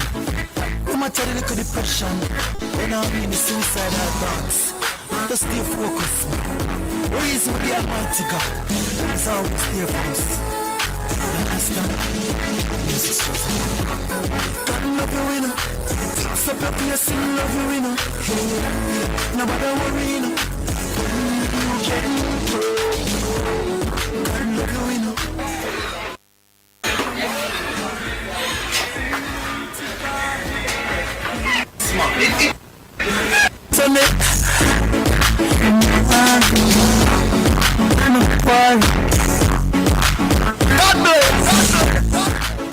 Stay focused. Christians, be encouraged.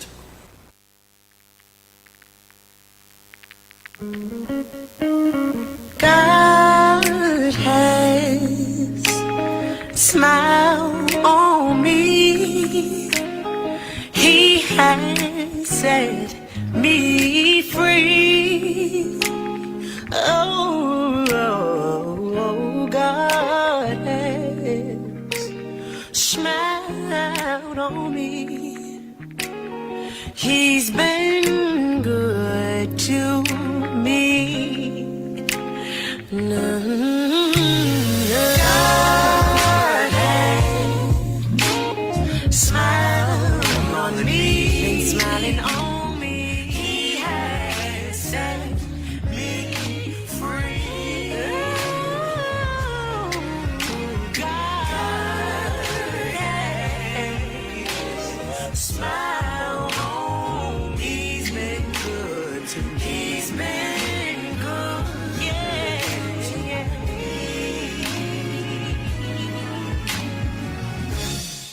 He is the source of all my joy. He fills me with His love.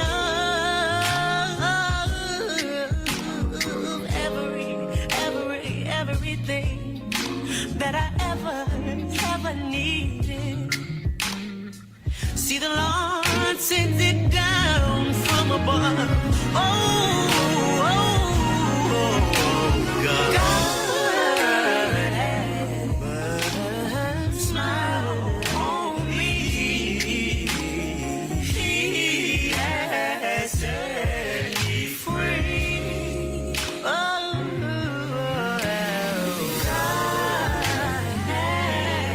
God has been so good on me. He has been so good. He's been good to me. One day I was in my room and I wasn't feeling you. I said, Father, are you there? I'm feeling real scared. So I got down on my knees as I began to pray, hoping that the Lord heard what I had to say. I said, I started saying, I said, pleading, and I got on my knees.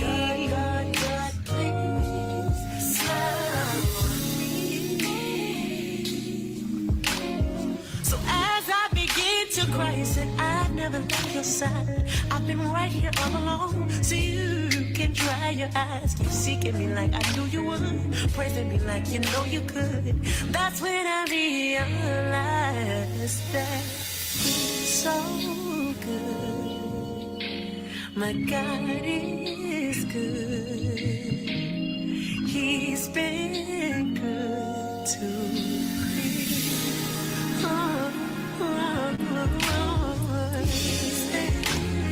God is so good. God is